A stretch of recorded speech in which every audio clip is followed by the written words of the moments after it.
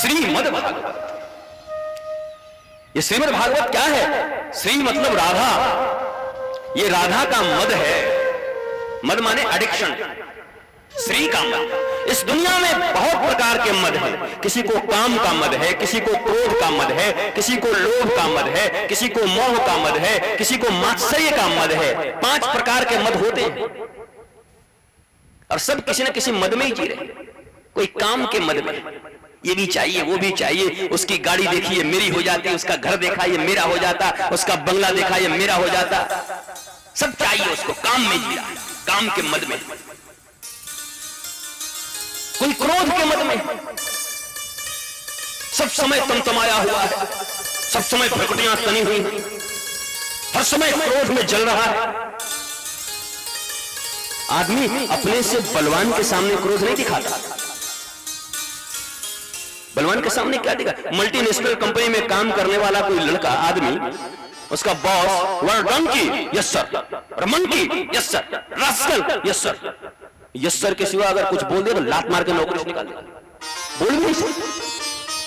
और घर आया, कॉलबेल दबाया, पत्नी ने दरवाजा खोला, सोफा पर बैठा, बोला चाय ले आओ, खून पी जाओ।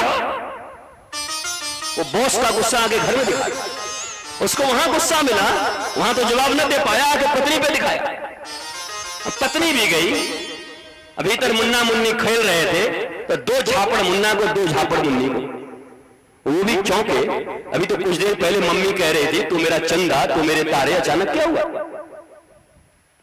वो भी महाराज हाथ में गुड्डा था, पकड़ के मर उड़ के गुड्डे की मुंडी लगे डम से, हाथ में कार थी, गाड़ी छोटी सी, कहने डम से दीवार पर दे मारा। सब एक दूसरे को क्रोध दिए जा रहे हैं, ट्रांसफॉर्मेशन ऑफ एंगर। उसने उसको दिया, उसने उसको दिया, उसने उसको दिया, उसने उसको दिया। अरे कोई तो हो जो उसको पचा जाए, भगवान शंकर की तरह उस हलाहल विष को पी जाए। सब यहां भी तुम बैठे हो, कोई एक जीव ऐसा निकल जाए, जहरीला जीव, तुम उठा के उस पे दे दो, तुम उठा के उस पे दे दो, उस पे फेंक दे, कोई तो ऐसा मिले जो उसे पांडाल से बाहर ले जाए, उसको मिटाए। हम सब भी ऐसे ही हैं, सब एक दूसरे को क्रोध बांट रहे हैं। कोई तो हो जो उसको पिए। ये क्रोध का मद है, उसी में जिए जा रहे, तमतमाए हुए। कोई लोभ का मद है, सबरी दुनिया उसकी हो जाए फिर भी उसको चैन नहीं। मात्सर्य, श्रीमद् भागवत और रामायण सुनने का वो अधिकारी नहीं जिसके भीतर मात्सर्य हो। मात्सर्य मतलब ईर्ष्या, जलन। इसके पास वो, मेरे पास ये नहीं है। कई लोग यहां आते हैं, कथा में बैठे तो जरूर है, पर पड़ोसी अच्छी साड़ी पहन के आ गई तो ऐसे करके देखती है, इसकी साड़ी मेरी साड़ी से अच्छी कैसे? वो कथा नहीं सुन रही भैया, नहीं सुन पाई। नहीं नहीं, तुम यहां आए हो, किसके पास क्या है क्या नहीं, उससे तुमको क्या मतलब? तुम श्री गोविंद के द्वार पर आए हो, गोविंद का रसपान करने आए हो, किशोरी की कृपा प्राप्त करने आए हो। किसी को मत देखो, तुम अकेले हो, कोई नहीं है, सिर्फ तुम हो और तुम्हारे ठाकुर। मात्सर्य जिसके पास है, जलन जिसके पास है, ईर्ष्या जिसके पास है, वो भागवत का अधिकारी नहीं, रामायण का अधिकारी नहीं, यज्ञ का अधिकारी नहीं, वो किसी भी अनुष्ठान का अधिकारी नहीं जो जलन में जीता। मात्सर्य, मत्सरता पूर्ण जीवन जिसका, काम का, क्रोध का, लोभ का, मोह का, मात्सर्य का, एडिक्शन, मद में जी रहे। हाथी जब मदांध होता है, उसकी गंड से जब महाराज मद चुचाती है, बावरा होता है, तो हाथी को जिस रस्सी से, जिस सीकड़ से बांधा जाता है जिस पेड़ में, उस सीकड़ और रस्सी को नहीं तोड़ता, उस पेड़ को ही गिरा देता। वो सीकड़ तोड़ना, जंजीर तोड़ना और रस्सी तोड़ना हाथी अपना अपमान समझता है, उस पेड़ को ही गिरा देता। ऐसे ऐसे अहंकार मदांध लोग मद में ही जी रहे हैं। भैया ये 7 दिन तुम यहां पर इसलिए आओगे कि तुम्हारे भीतर जो ये पंच मद है, काम, क्रोध, लोभ, मोह, मात्सर्य, इनके मद में तो जी ही रहे हो, पर अगर 7 दिनों तक यहाँ पर आ जाओगे तो ये सारे मद मिट जाएंगे और तुम्हारे ऊपर श्री किशोरी, राधा रानी और कृष्ण का मद चढ़ जाए। ये श्रीमद् भागवत तुमको यही प्रदान करना चाहती है। इन 7 दिनों में तुम श्री के मद में आ जाओ, किशोरी जी के मद में आ जाओ। बाकी बहुत मद हो गया, पद का मद, प्रतिष्ठा का मद, पैसे का मद, पता नहीं कितने कितने मद हैं। ये मद तो बहुत हो गए, अब श्रीमद हो जाए। श्रीमद, किशोरी का मद, भागवत का मद आ जाए तुम्हारे भीतर, मदांधर हो। ये भी नशा है और शराब भी नशा है। वो गिराती है, ये उठाती है। उसको पी के कदम लड़खड़ाने लगते हैं और इसको पीकर लड़खड़ाते हुए लोग संभल जाते हैं। नशा तो वो भी है और मद ये भी है, नशा ये भी है। आसव है, आसव। हम सब यहां बैठे हैं किशोरी का मद पीने के लिए, हम सब बैठे यहां भागवत का मद पीने के लिए, श्री मद। इसलिए हमारी प्रार्थना तो यही है कि कछवा नगर पंचायत के लोगों के भीतर इनमें से कोई भी मद होगा तो हे श्री किशोरी जी कृपा करो हम सबों के ऊपर। अब इन मदों को ढोते ढोते हम बोझिल हो गए हैं, हमारा जीवन दुभर हो गया है। अब मुक्त करो इन मदों से, अब तो हमें श्री मद दे दो। श्री मद, भागवत में 4 अक्षर हैं, श्री मद। महाराज अनंत किशोरी के मद की क्या गणना करनी, क्या तुलना करनी। जैसे कोई एक सेठ जी है, बहुत पैसा कमाए, गड्डी पे गड्डी, नोट पे नोट, सोने चांदी हीरे इकट्ठा करते गए और सेठानी को देते गए और सेठानी जाके उसे तिजोरी में बंद करती। एक दिन सेठानी बावरी हो गई और तिजोरी खोली और खोलकर सारे गड्डियां, सारे हीरे जवाहरात, माणिक, मूंगे, मोती निकालकर जाके छत पे चढ़ गई और गड्डियां लुटाने लगी, हीरे जवाहरात लुटाने लगे। लोग दौड़े और सेठानी बावरी हो गई। वो मजदूर जो प्रतिदिन 100 रुपए और 500 रुपए कमाते थे, किसी के हाथ में 10,000 की गड्डी लग गई, किसी के हाथ में 1 लाख की गड्डी लग गई। कोई हीरा ले भागा, कोई सोना ले लिया। जो 100 रुपए भी न कमा पाते थे आज वो लाखपति हो गए और सब दौड़े, अरे वाह वाह वाह सेठानी बावरी हो गई। ऐसे ही यहां सेठ कौन है? श्री कृष्ण सेठ हैं। उन्होंने अनंत लीलाएं, अनंत अवतार लिए उन्होंने। नृसिंह अवतार, नृसिंह लीला, हयग्रीव लीला, मत्स्य लीला, राम लीला, कृष्ण लीला, धनुष भंजन लीला, माखन चोरी लीला, गोवर्धन लीला, रास लीला, अनंत अनंत लीलाओं के मालिक हैं श्री ठाकुर। और लीला कर करके ठाकुर किशोरी जी सेठानी को दे देंगे और वो सेठानी श्री किशोरी राधिका रानी उन लीलाओं के माणिक, मोती, हीरे, मोतियों को अपने हृदय की तिजोरी में बंद करती गई। और एक दिन कृष्ण प्रेम में ऐसी उन्मादनी हुई श्री किशोरी जी कि अपने कृपा की अट्टालिका पे चढ़ के जाकर और अपने हृदय की तिजोरी खोल के और उसमें से श्री कृष्ण की अनंत लीलाओं को निकाल करके लुटाने लगी। अनंत अनंत लीलाओं को जब लुटाने लगी तो हमारे तुम्हारे जैसे लोग जो भागवत का धर्म समझने का अधिकारी नहीं है, आज यहाँ बैठकर श्रीमद् भागवत की पूरी कथा श्रवण कर रहे हैं। ये श्री किशोरी की कृपा, ये उनकी करुणा, ये उनका मद है किशोरी। हम अपात्र हैं पर किशोरी की करुणा ऐसी है। बावरी किशोरी खड़ी हो गई है अपनी कृपा की अट्टालिका छत पर और कृष्ण की लीलाओं को अपने हृदय की तिजोरियों से निकालकर लुटा रही है हम सबों के लिए। हम अपात्र होते हुए भी किशोरी की करुणा के कारण उन कृष्ण की लीलाओं के मोतियों को चुन लेने में हम समर्थ हो जाएगा। जैसे कोई स्त्री गंगा जी में या यमुना जी में स्नान करके चले कोई भैया, तो साड़ी के वो कोने से, आंचल के कोने से एक एक बिंदु जल नीचे गिरती चलती है, टप टप टप करती चलती है। वैसे ही जब श्री किशोरी जी श्री कृष्ण प्रेम की नदी में श्री कृष्ण प्रेम की सरिता में डुबकी लगाकर निकलती हैं, तो उनके भी साड़ी के कोर से, निरी से धीरे धीरे एक एक बूंद नहीं, एक एक बिंदु नहीं, बल्कि सप्त सप्त सिंधु पतित होते हैं, सप्त सप्त सिंधु गिरते रहते हैं। रंगराग रसैक सिंधु, वात्सल्य सिंधु, अमृत छवि रूप सिंधु। महाराज अनंत अनंत सिंधुओं का नीचे निस्तार होते रहता है। जैसे पानी एक बूंद नीचे गिरती है तो उस बड़ी बूंद से निकल के छटक के एक दूसरी बूंद आगे जाती है, फिर उस बूंद से निकल के और छोटी बूंद आगे जाती है, ऐसे अनंत बूंद निकलती रहती है। वैसे ही श्री किशोरी जी जब कृष्ण प्रेम में डूब कर निकलती है और निकलकर वो निकली वृंदावन के ब्रजबीथियों में, जब वो घूमने लगी, जब वो भ्रमण करने लगी, तो उनके नीवियों से गिरने वाले ये सप्त सप्त सिंधु नीचे गिरे तो वो कहां चले गए? पहले वो गोपिकाओं में चले गए, उन गोपिकाओं से वो कृष्ण लीला की जो सिंधु थी वो गोपों में चले गए, उन गोपों से वो कृष्ण सिंधु की जो लीला थी वो साधु महात्माओं में चले गए, उन साधु महात्माओं के भीतर जो लीला थी वो चलते चलते आज कछुआ के इस नगर पंचायत के मैदान में आकर गिर रही है और हम सब भागवत की महाराज स्वागत कर रहे हैं। अनंत अनंत सिंधु का दर्शन हो रहा है यहाँ पर, वो किशोरी की अनंत अनंत सिंधु सरिता बह रही है यहाँ पर। आज इस नगर पंचायत के प्रांगण में बैठकर किशोरी की उन अनंत सिंधु का रसपान हम सब कर रहे हैं। श्रीमद, श्री का मद है भागवत, भागवत पहला अक्षर है भा, भा से भक्ति।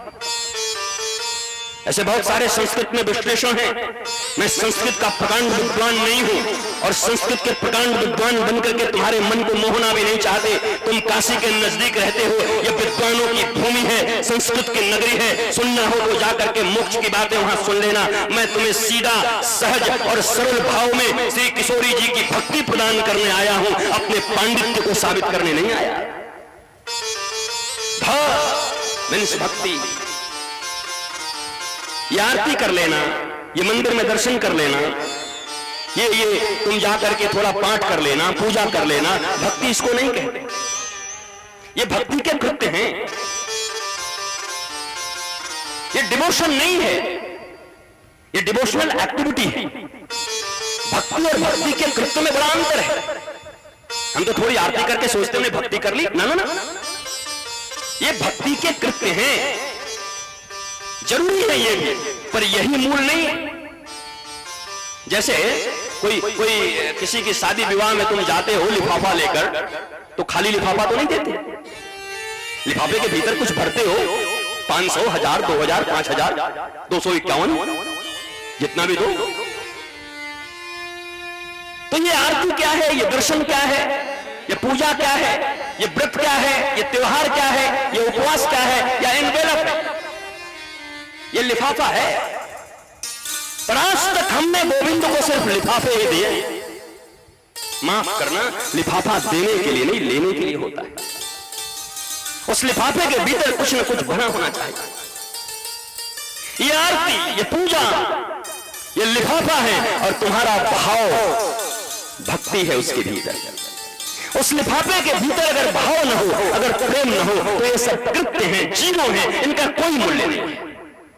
इसलिए तुमने जिंदगी में देखा होगा कई कई लोग आरतियां करते हैं, घंटों पूजा करते हैं, महाघुसखोर हैं। कई कई लोग इस संसार में तुमने देखे होंगे कि पूजा के इतने उनके प्रक्रियाएं हैं, इतना पाठ, इतना ये, इतना पता नहीं, और एक नंबर के वो उनको क्या कहा जाए, वो चरित्रहीन, क्योंकि उन्होंने जीवन में सिर्फ लिफाफे लिए। उस लिफाफे के भीतर भाव नहीं। एक मामा अपने भांजे को इतना मोटा लिफाफा दिया जन्मदिन में, सबने कहा वाह रे मामा आज तो बहुत दिया, इतना मोटा। और भीतर जब भांजा जाके खोला तो उसमें इतने कागज थे, जमीन के कागज थे, और उसमें एक चिट्ठी लिखी हुई थी, मेरी सारी जमीन गिरवी पड़ गई है, जरा 1 लाख रुपया उधार देना। तो यही हालत है हमारी। बड़े बड़े डलिया लेकर के बड़े बड़े मंदिरों में जा रहे हैं साहब, बड़ी बड़ी मालाएं लेके जा रहे हैं, बड़े बैंड बाजा लेके जा रहे हैं, और दुनिया वाले तो कह रहे हैं बड़े भारी भक्त है, ये तो लिफाफा है। वो भगवान भी घबराया हुआ है मंदिर का। जब कोई बड़ा माला लेके आता है, लोग सोचते हैं कितना बड़ा भक्त है, और 200 रुपए की माला चढ़ा के 2 करोड़ की मांग करता है, तो ठाकुर मुंह फेर लेते हैं, कहां से आ गया यार? ये हिसाब का कच्चा हम ही को समझता है। इस दुनिया में ऐसे लोग हैं। हे हनुमान जी, बस इस बार 1 करोड़ का लॉटरी निकलवा दो तो 2 किलो लड्डू पक्का। हनुमान जी भी कहे गणित में हम इतने कमजोर हैं, एक तो घूस भी दे रहा है, वो भी उधार, 2 किलो चढ़ाऊंगा, 1 करोड़ दूंगा तो 2 किलो चढ़ाएगा। अबे मैं 1 करोड़ देने लायक रहूंगा तो उसी में से 2 किलो खरीद के बाकी अपने पास रखूंगा, तुझे क्यों? ये हनुमान जी ज्ञानी नाम अग्रगण्यम सकल गुण निधानम, ज्ञानी नाम अग्रगण्यम, जो ज्ञानियों में अग्रगण्य है, इनको मूर्ख समझे हम, 2 किलो लड्डू में फंसाए जा रहे। इसी बिजनेस गोइंग ऑन, यहाँ बिजनेस चल रहा है, व्यापार चल रहा है, प्यार नहीं यार। वो प्यार और व्यापार में बड़ा अंतर है। 10 रुपए दे करके दुकानदार को और 10 रुपए का सामान खरीद लिया, इसे प्यार कहोगे या व्यापार का? ये प्यार नहीं है। प्यार तो कॉजलेस होता है, कॉजलेस, बिना किसी कारण के प्यार, जैसे गोपियां करती हैं।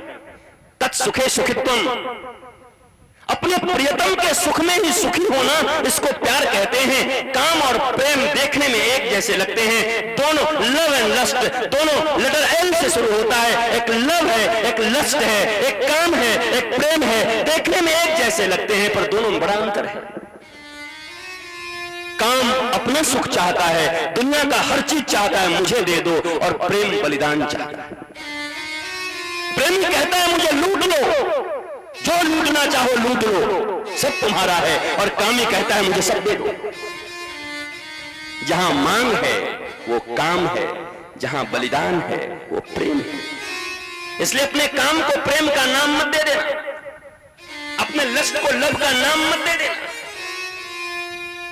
गोपियां लवर हैं, गोपियां प्रेमिकाएं हैं, वो लव करना जानती हैं, वो प्रेम जानती हैं।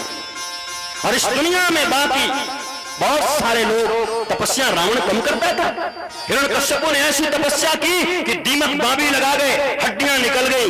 अगर तपस्या को ही महान मानते हो तो इस दुनिया में कोई माई का लाल पैदा नहीं हुआ जो हिरण्यकश्यप जैसा और हिरण्याक्ष जैसा तपस्या कर सके। तुम क्या घात करोगे? वो इतनी बड़ी तपस्या करते हैं, पर उद्देश्य क्या है? पाप, अनाचार, अत्याचार, लोगों को दबाना, पूरी दुनिया को अपना बनाना। इसलिए राम के किए गए यज्ञ को भंग करवा दिया। यज्ञ भंग कराना तो राक्षसों का काम था, पर जब लंका में यज्ञ होने लगा तो राम जी स्वयं जाके भंग करा दिए। राम जी क्या राक्षस हैं? अरे भैया कोई यज्ञ कर रहा हो उसको भंग करा दो। दक्ष यज्ञ कर रहा था, भगवान शंकर जाके भंग कर गए। दक्ष का मुंडी काट के डाल दिया उसी आहुति में। यज्ञ भगवान की प्रसन्नता के लिए की जाती है, यज्ञ अपने अहंकार की रक्षा के लिए नहीं की जाती। अपने अहंकार और प्रतिष्ठा के लिए यज्ञ। स्वयं राम ने ऐसे यज्ञ को विध्वंस किया, स्वयं भगवान शंकर ने ऐसे यज्ञ को विध्वंस किया। यज्ञ का अर्थ है सर्वे भवन्तु सुखिनः सर्वे सन्तु निरामया। मेरी कोई प्रतिष्ठा नहीं, ठाकुर का प्रेम मिले। इस दुनिया में कोई भी पूजा, कोई भी पाठ, कोई भी धर्म, कोई भी नीति, कोई भी व्रत, कोई भी उपवास, कोई भी त्योहार जिससे गोविंद का प्रेम न मिले वो केवल श्रम मात्र है। तुम्हारा लेबर, तुम एक मजदूर हो, भक्त नहीं हो सकते। तुम्हारे किसी भी कर्म से अगर गोविंद का प्रेम मिले, उसका हेतु गोविंद का प्रेम हो, तुम ये क्यों कर रहे हो? कहा गोविंद की प्रीति के लिए। तुम पैसे क्यों कमाते हो इतना? कहा गोविंद की सेवा के लिए। बच्चों के पीछे क्यों मरे जा रहे हो? कहा हमारे बच्चे तो गोविंद के बच्चे हैं। अगर तुम्हारी भावना में गोविंद प्रमुख है, अगर तुम्हारी भावना में गोविंद ही प्रोमिनेंट है, मेरी पत्नी, मेरे बच्चे, मेरे घर, मेरे द्वार, मेरे परिवार, इनकी सेवा मैं क्यों करता हूं? इनका गुलाम हूं इसलिए ना। श्री गोविंद के हैं ये सब, श्री गोविंद ने मुझे ये जिम्मेवारी दी है, इसलिए मैं ये करता हूं। अगर ये भाव तुम्हारा है तो पत्नी की रक्षा करना, पुत्र को पढ़ाना, घर संसार में रह के कमाना भी भक्ति बन जाएगी। और अगर अहंकार और प्रतिष्ठा ही तुम्हारा उद्देश्य है तो तुम्हारे द्वारा किए गए यज्ञ भी तुम्हें भक्ति प्रदान नहीं कर सकते, बल्कि तुम्हें रावण और कंस बना सकते। इसलिए धार्मिक कार्य कभी प्रतिष्ठा के लिए मत करना। तुम्हारी कैसी प्रतिष्ठा, किस बात की प्रतिष्ठा? गोविंद की प्रीति के लिए करो, श्री किशोरी की प्रीति के लिए करो, अहंकार के लिए? जीवन के हर कर्म गोविंद से हमारा प्रेम हो जाए इसलिए करना। कथा क्यों सुनने आए हो? गोविंद से प्रेम हो जाए, किसी को छोटा बड़ा बनाने के लिए नहीं। इस दुनिया में सबसे छोटा तो मैं हूं। तृणादपि सुनीचेन तरोरपि सहिष्णुना अमानिमान देना कीर्तनीय सदा हरि। श्रीमन महाप्रभु चैतन्य महाप्रभु अपने शिक्षाष्टकम में कहते हैं, तृणादपि सुनीचेन, अगर तुम भक्त हो, अगर तुम यज्ञ करने वाले हो, अगर तुम कथा कराने वाले हो, अगर तुम कथा करने वाले हो, अगर तुम पुजारी हो, तो तुम्हारे अंदर ये भावना होनी चाहिए, तृणादपि सुनीचेन, मैं तृण से भी नीचा हूं, एक तिनके से भी छोटा, करोड़पि सहिष्णुना। और तुम्हारी सहनशीलता कैसी होनी चाहिए? वृक्ष की तरह। वृक्ष को पत्थर मारते हैं, डंडे मारते हैं और वो हमें फल देता है। पत्थर मारने पर भी जो फल दे वही हरिभक्त हो सकता है। और एक महात्मा वृक्ष के नीचे बैठकर और ध्यान कर रहे थे। उसी वक्त कुछ बच्चे आए, आम का वृक्ष था, ऐसे उठा के पत्थर मारा, आम पे तो न लगी पर पत्थर नीचे गिरा, महात्मा के माथे पे लगा, रक्त बहने लगा, खून बहने लगा। महात्मा उठे, बच्चों की तरफ बुलाए, इधर आओ इधर आओ। रोने लगे महात्मा, आंखों, बच्चे डर के मारे भागे, नहीं नहीं नहीं, अरे बच्चों आओ आओ, अरे नहीं नहीं नहीं नहीं, डरे बच्चे भागे, महात्मा मारेगा। पर महात्मा बैठ के रोते रहे। बच्चों ने सोचा चोट लगा इसलिए रोते हैं। पूछा बाबा बहुत चोट लगी है इसलिए रो रहे हो? दूर से बोल रहे हैं। उस समय महात्मा और रोते हैं, बोले नहीं नहीं नहीं, मैं इसलिए रो रहा हूं कि इस वृक्ष से भी मैं अधम हूं। अरे वृक्ष को जब पत्थर मारते हैं तो वो फल देता है, और मैं संत कहा जाता हूं। मुझे जब तुमने पत्थर मारा तो मैं तुम्हें भयभीत कर दिया, तुम भागने लगे। मैं वृक्ष के योग्य भी नहीं हूं, ये वृक्ष मुझसे कहीं ज्यादा श्रेष्ठ है, इसलिए मैं तरोरपि सहिष्णुना तृणादपि सुनीचेन, मैं तृण से भी छोटा हूं, यह भक्त की भावना है। और वृक्ष से भी ज्यादा सहनशील रहूं और अमानी न मान देना। इस दुनिया में बड़े बड़े पद प्रतिष्ठा वाले लोगों को तो सलाम सब करते हैं, अपने स्वार्थ में कमी नहीं है करने वालों। बाप बड़ा ना भैया, सबसे बड़ा रुपया। पद की कुर्सी की पूजा बहुत होती है, पर व्यक्ति की पूजा हो वो महानता है। तुम कुर्सी पे हो और तुम्हारी पूजा लोग करें, ये तुम्हारी महानता नहीं है। जब कुर्सी से उतर जाओ और उतने ही लोग तुम्हारे साथ रहें, उससे ज्यादा रहें, तब समझ में आएगा तुमने क्या कमाई की है पूरे जीवन में। कुर्सियों की पूजा तो अपने देश में हम बहुत होते देखे। और याद रखना, इस संसार में ऐसा कोई भी पद नहीं जो भूतपूर्व न हो जाए। भूतपूर्व प्रधानमंत्री हो जाते, भूतपूर्व राष्ट्रपति, भूतपूर्व मंत्री, भूतपूर्व। इस दुनिया में सारे के सारे पद एक दिन भूतपूर्व हो जाते हैं, लेकिन भक्ति ही एक ऐसा पद है कि वो आज तक अभूतपूर्व है। हनुमान अभूतपूर्व है, मीरा अभूतपूर्व है, प्रहलाद अभूतपूर्व है, वो भूत नहीं हो सकते। इसलिए चेयर का गुमान मत करना, कुर्सी का गुमान मत रखना, संपत्ति का गुमान मत रखना। भूतपूर्व होना ही है। अभूतपूर्व तो हमें भक्ति बनाती है। सुदामा के पास खाने को चावल नहीं और गोविंद उनके चरण दबा रहे। देखी सुदामा की दीन दशा, करुणा करके करुणा निधि रो। और पानी परात को हाथ दियो नहीं, नैनन के जल से पगत होए। अपने नेत्रों के जल से अपने गुरु भाई मित्र अपने भक्त सुदामा के पांव धो डाले ये गोविंद, ये गोविंद। इस संसार में तुम धनवान बनो बुराई नहीं, यशवान बनो बुराई नहीं, पहलवान बनो बुराई नहीं। याद रखना धन कमाना बुरी बात नहीं है। इस दुनिया में दो ऐसे लोग हैं जो सोने के महल में रहते हैं। एक सोने की लंका है, वहां का राजा रावण है, और एक सोने की नगरी है द्वारिका, श्री कृष्ण की नगरी है। रावण की नगरी भी सोने की है, वहां अपने भाई को भी लात से मारा जाता है, और कृष्ण की नगरी भी सोने की है, वहां सुदामा जैसे दरिद्र को भी गले लगाया जाता है। सोने की नगरी में रहो पर कृष्ण बन के रहो, रावण मत बनो। पद का अहंकार मत रखो, प्रतिष्ठा का अहंकार मत रखो, संपत्ति का अहंकार मत रखो। तुम्हें भगवान ने पद दिया है, प्रतिष्ठा दिया है, रुपए दिए हैं, संपत्ति दिए हैं, तो कृष्ण बनो, सुदामाओं को गले लगाओ, संतों को आदर दो।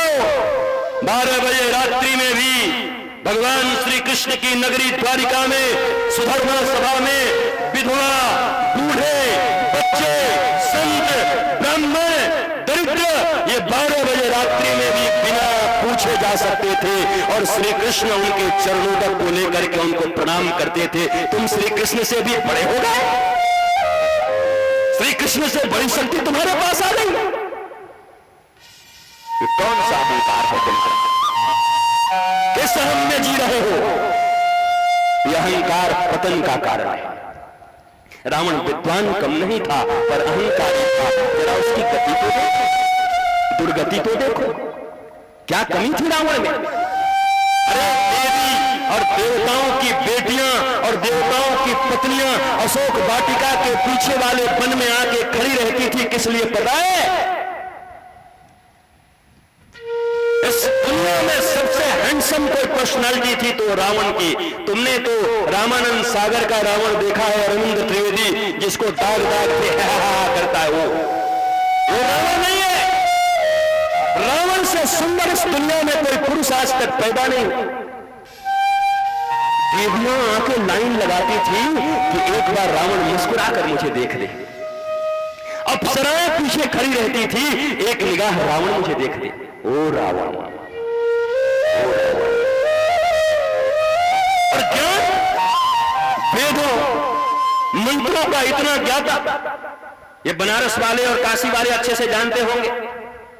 ये शिव के जितने भी स्तोत्र हैं, इसमें से 90% रावण के लिखे हुए हैं, रावण के गाए हुए हैं। रावण ही म्यूजिशियन है, रावण ही लिरिक्स दिया है, और रावण ही राग दे के गाया है। पता है तुमको? ओ रावण, हनुमान राम के दूत हैं, और हनुमान के पिता का नाम क्या है? पवन। वो रावण की सेवा में लगा हुआ है लंका में। झाड़ूदार कोई नहीं था, रावण ने कह दिया था ऐसे करके चलना है कि हर एक घर में सफाई हो जाए, यहां झाड़ू कोई नहीं लगाता। पवन देवता झाड़ूदार था। वहां माचिस नहीं थे। अग्नि को कहा गया था कि जब भी हमारे राज्य में कोई कहे जल जा तो उसके चूल्हे को जला देना, जब कहे बुझा दे तो बुझा देना। माचिस नहीं रखना पड़ता था। अग्नि नौकर था, वरुण, कुबेर, इंद्र सब नौकर थे रावण। काल को अपनी खटिया की पाटी में बांध कर रखता था। भगवान शंकर रोज आते थे कैलाश से। रावण कहता मेरे पास टाइम नहीं है, टाइम से आ जाना, तुम्हारा अभिषेक करना है। शंकर जी आके नंबर लगाए रहते थे। ब्रह्मा को कह दिया था 7, 7:30 बजे आ जाना, वेद की ऋचाएं सुननी है। और किसी दिन 10 मिनट की देरी हो जाती ब्रह्मा की तो रावण के दरबान इतने डांटते थे, देरी करके आओ। अब ब्रह्मा थर-थर कांपता।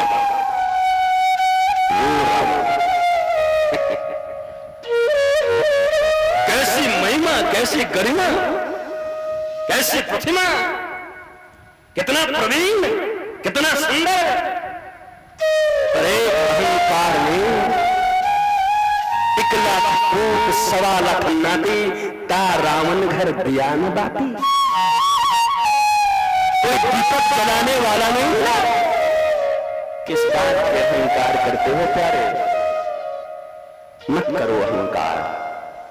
संत तुम्हें जगाने आते हैं, गुरु तुम्हें जगाने आते हैं। गुरु से अपनी प्रतिष्ठा मत जोड़ो। एक यही तो जगह है जहां तुम झुक सकते हो, एक यही तो जगह है जिनके चरणों में तुम विश्राम पा सकते हो, आराम पा सकते हो। यहां अहंकार किस बात का, किस लिए? यहां प्रेम है, करुणा है, आनंद है, मस्ती है। आज तक इस दुनिया में जितने भी संत नाराज हुए ना, क्रोधित भी हुए ना, क्रोधित संत भी किसी का अमंगल नहीं किया। लोग कहते हैं गुरुजी बड़े क्रोधी हैं, गुरुजी बड़े ये करते हैं। मैंने कहा तो हिंदू है कि नहीं? हिंदू छोड़ सनातनी है कि नहीं? जा सतयुग से लेकर के आज के युग में एक ऋषि खोज के ले आ जिसने कभी कोई श्राप न दिया। अरे ऋषियों को तो नाक पे गुस्से होते थे, 1 मिनट में श्राप। ये क्या खोज रहा है? चार्ली चैपलिन खोज रहा है कि तुझे हंसाता रहे कोई आके? किसको खोज रहा है? पर एक दुष्ट का प्रेम भी खतरनाक होता है। कंस का प्रेम देवकी के लिए 1 मिनट में रथा कराता, 1 मिनट में तलवार लेकर चोटी पकड़ के खड़ा हो गया। दुष्ट का प्रेम भी खतरनाक है, मत लेना। कोई दुष्ट, कोई स्वार्थी तुमको प्रेम करे, होशियार हो जाना, गला काटेगा। और कोई संत तुम्हारे ऊपर नाराज भी हो जाए, क्रोधित भी हो जाए, श्राप भी दे, मत छोड़, मत छोड़। इस दुनिया में एक ऐसा व्यक्ति जो तुम्हारी जय जयकार करता हो, जिंदाबाद करता हो, तुम्हारे आगे पीछे चलता हो, पर हरि से दूर करता हो, और एक ऐसा व्यक्ति जो तुम्हें गालियां देता हो, तुम्हारी बेइज्जती करता हो, लेकिन जिसको देख के तुमको गोविंद की याद आ जाती है, तो तुम उस व्यक्ति को जो जय जयकार करता है 1 मिनट मत लगाना छोड़ने में, और जिसको देख के गोविंद की याद आती है उसको कभी जीवन में त्यागना मत, भले ही वो तुम्हारा अपमान करे, क्योंकि उसको देख के गोविंद की याद।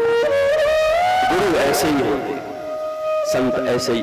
संत तुम्हारी जय जयकार करेगा, तुम्हारे पैसे पर, तुम्हारे प्रतिष्ठा पर, तुम्हारे पद पर, तुम्हारे मद पर। संत न किसी की हाय हाय करता है, न किसी की जय जय करता है। क्या मतलब उसको? तेरे पैसे तो अपने घर रख, तेरा पद तो अपने पास रख, तेरी प्रतिष्ठा तो अपने पास रख। न जय जयकार करने के लिए संत पैदा हुए किसी का, न किसी का हाय हाय करने के लिए पैदा हुए। वो तो मस्ती में, गोविंद की मस्ती में, उन्हें किससे मतलब? गोविंद की कृपा, गोविंद की करुणा उनके जीवन का मूल उद्देश्य है, मूल पूंजी। भागवत, श्रीमद् भागवत। अब मुझसे लोग कहते हैं भागवत की कथा करो। मैं सच कहता हूं यारो, श्रीमद् भागवत की पूरी अगर डेफिनेशन, श्रीमद् भागवत का अगर विश्लेषण हो, महीनों लगेंगे। श्रीमद् भागवत में, भागवत में क्या है वो तो छोड़ दो, श्रीमद् भागवत क्या है इस पे महीनों लगेंगे। इतना विचार, इतना विमर्श, इतना विश्लेषण है। और महाराज ठाकुर की दिव्य कृपा, इसलिए भक्ति जीवन में रखना, भक्ति के क्रिया को रखना, लिफाफे रखना, पर उसके भीतर अपने भाव जरूर रखना। आरती करना पर भाव से करना, कथा सुनने आना पर भाव से आना, आंखों में जल लेकर के, नहीं तो वो क्रिया किसी काम की नहीं रहेगी, केवल दिखावटी बन जाएगी। रावण भावना से ओत-प्रोत होके आना, कुछ न हो। सबरी के पास क्या था मेरी मां? जूठे बेर ठाकुर खा गया। विदुरानी के पास क्या था? केले के छिलके खा गए। दुर्योधन के 56 प्रकार के व्यंजनों को लात मार के और विदुरानी के केले का छिलका खाने वाला ही तो हमारा गोविंद है। उसी गोविंद की कथा करने को मैं आया हूं। इसलिए लिफाफा हो न हो चलेगा, पर भाव जरूर रखना, भावना हो। लिफाफे की कीमत नहीं होती, उसके भीतर जो होता है कीमत उसकी होती है। गौ से ज्ञान, ये भागवत की कथा क्या है? श्रीमद् भागवत ज्ञान यज्ञ। देखो, यज्ञ कर्म सूचक है और कथा सत्कर्म सूचक है। अभी इसका डेफिनेशन दूंगा मैं आने वाले, और नारद जी और इनका संवाद होगा जब सनकादियों का, तो भागवत में लिखी है ये यज्ञ आदि जो कर्म है, यज्ञ करना, हवन करना, ये कर्म सूचक है, इसको बहुत उत्तम नहीं माना गया। पर हरि कथा, हरि सत्संग, भगवान की कथा, ये सत्कर्म सूचक है। ज्ञान और सूचना में बड़ा अंतर होता है। ज्ञान उसको नहीं कहते कि तुम दुनिया को जान जाओ, राष्ट्रपति के नाम जान जाओ, वो तो गूगल को दबाओ, गूगल में सर्च करो, जो खोजना है खोज लो। गूगल से बड़ा ज्ञानी कौन होगा? कोई भी चीज खोजना हो गूगल चले जाओ, तब तो हो गया ज्ञानी। वो सूचनाएं हैं, जानकारी ले लो। 2 + 2 = 4, इसको तुम ज्ञान कहोगे या इंफॉर्मेशन? ये सूचना है। 2 + 2 4 होता है, ये सूचना है, ज्ञान उसको नहीं कहते। भगवान को जान लेने को भी ज्ञान नहीं कहते। कई लोग कहते हैं भगवान को जान लेना ही ज्ञान है। बुद्धि खराब है तुम्हारी। भगवान को जाना जा सकता है, भगवान बुद्धि में समा सकते हैं। बुद्धि छोटा सा लोटा है, भगवान समुद्र है। किसी छोटे लोटे में समुद्र को लाया जा सकता है क्या?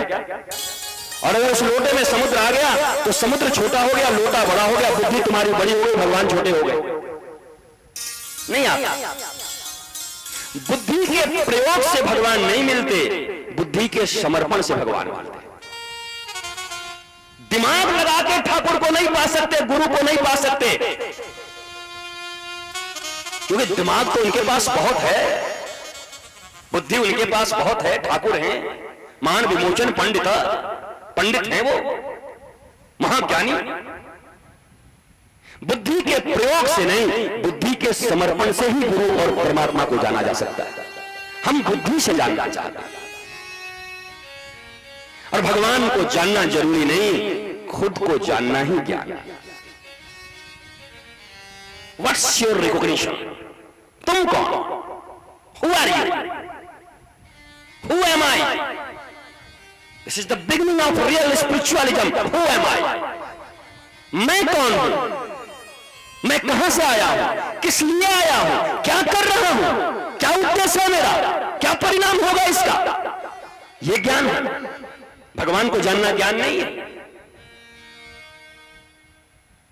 Recognize your selfness and dedicate your selfishness is the sign of real knowledge. Recognize your selfness and dedicate your selfishness is the sign of real knowledge. अब स्वयं को जान लेना, मैं कौन हूं, और अपने सेल्फिशनेस, स्वार्थ को बलि दे देना, चढ़ा देना भगवान और गुरु के चरणों में, ये रियल ज्ञान है, ये सत्य ज्ञान है। इसी को ज्ञान कहते हैं, और कोई ज्ञानवान नहीं है। ये भागवत रामायण ये पढ़ के 2-4 तोता पंडित की तरह श्लोक रट के और ये करके उसको ज्ञान मत कह देना, इसको पांडित्य मत कह देना। उतना तो तोता भी रट लेता है, उसको रटा दो सीताराम सीताराम, वो क्या ज्ञानी हो गया? उसको भी इंग्लिश पढ़ा दो, तोता को तोता पढ़ता है, वो क्या हो गया? तुम्हारे बनारस में, बनारस के घाट पर कई ऐसे नाविक हैं जो पहली क्लास की भी पढ़ाई नहीं किए पर फर्राटेदार इंग्लिश बोलते हैं। कितने केवट हैं, केवट हमारे निषाद राज, फर्राटेदार, उसको ज्ञान बोलोगे? ज्ञान इसे नहीं कहते। लैंग्वेज को जान लेना, 2-4-10 भाषाओं को जान लेना, थोड़ी अंग्रेजी बोल लेना, इसको ज्ञान थोड़ी कहते हैं। ये तो इंफॉर्मेशन है ना, ये जानकारी है। तुम कौन, क्यों आए?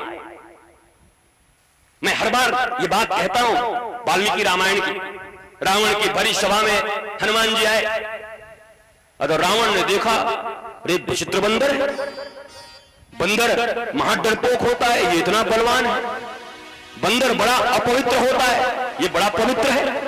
वृंदावन में जाओ, जाकर के देखो बंदर की पवित्रता। छत पे बैठ के एक दूसरे का जू निकाल के ऐसे खाते हैं जैसे इलायची खा रहे हो, इतने पवित्र होते। बड़ा कामी होता है बंदर। पर ये तो बिल्कुल उल्टा है, ये अद्भुत बंदर आया यहां पर, ये कौन सा?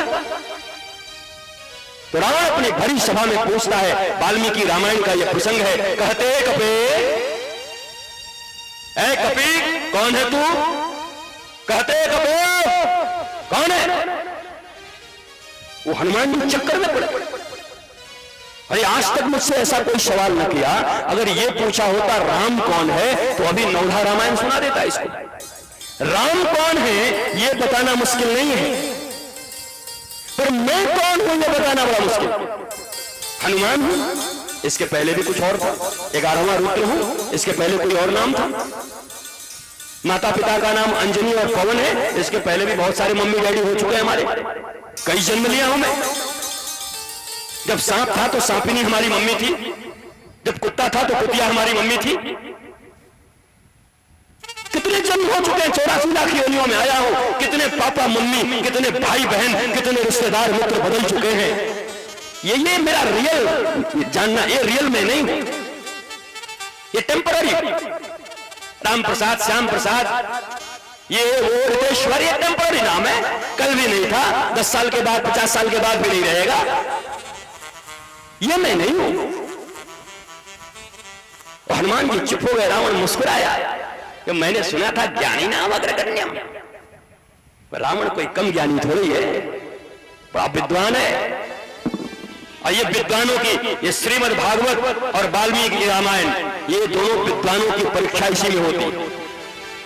तुलसीदास का रामायण सहज है, सरल है, वेद जैसा है, बहुत अच्छा है। पर तुम्हारी असली परीक्षा वाल्मीकि रामायण में होगी, और तुम्हारी असली परीक्षा भागवत में होगी। तुम कितने विद्वान हो। कहते कपे कौन है तू? और रावण मुस्कुरा रहा है। जरा देखो इसका ज्ञान कितना है। उसी समय हनुमान जी बड़े बेचैन हैं। हाथों में चूड़ामणि है जो माता सीता ने दिया। चूड़ामणि के एक मणि में उसी समय जानकी जी प्रकट हो गई। जानकी जी को लगा कि अरे ये तो हमारे स्वामी का दास है, हनुमान हमारा पुत्र, ज्ञानी नाम अग्रगण्यम, और रावण इसकी परीक्षा ले रहा है, आज ये फेल हो जाएगा। तो जानकी जी हनुमान जी की गुरु बन गई है। इसीलिए मैंने कहा किशोरी जी राधा रानी गुरु हैं। अभी 7 दिनों में इसको साबित करूंगा। किशोरी जी गुरु बन गई, और किशोरी जी गुरु बन करके और उसमें से हनुमान को गए, हनुमान क्या अपने स्वामी राम की नाक कटाएगा? रावण के प्रश्न का उत्तर नहीं दे पा रहा। हनुमान जी ने देखा और किशोरी जी ने प्रबोध प्रदान किया। गुरु क्या करता है? प्रबोध देता है। कोई कहता है गुरु अज्ञान हरते हैं, मूर्ख हो, अज्ञान क्यों हरेंगे? गुरु अज्ञान नहीं हरते, गुरु बस तुम्हारे भीतर जो ज्ञान है उसको जागृत कर देते हैं।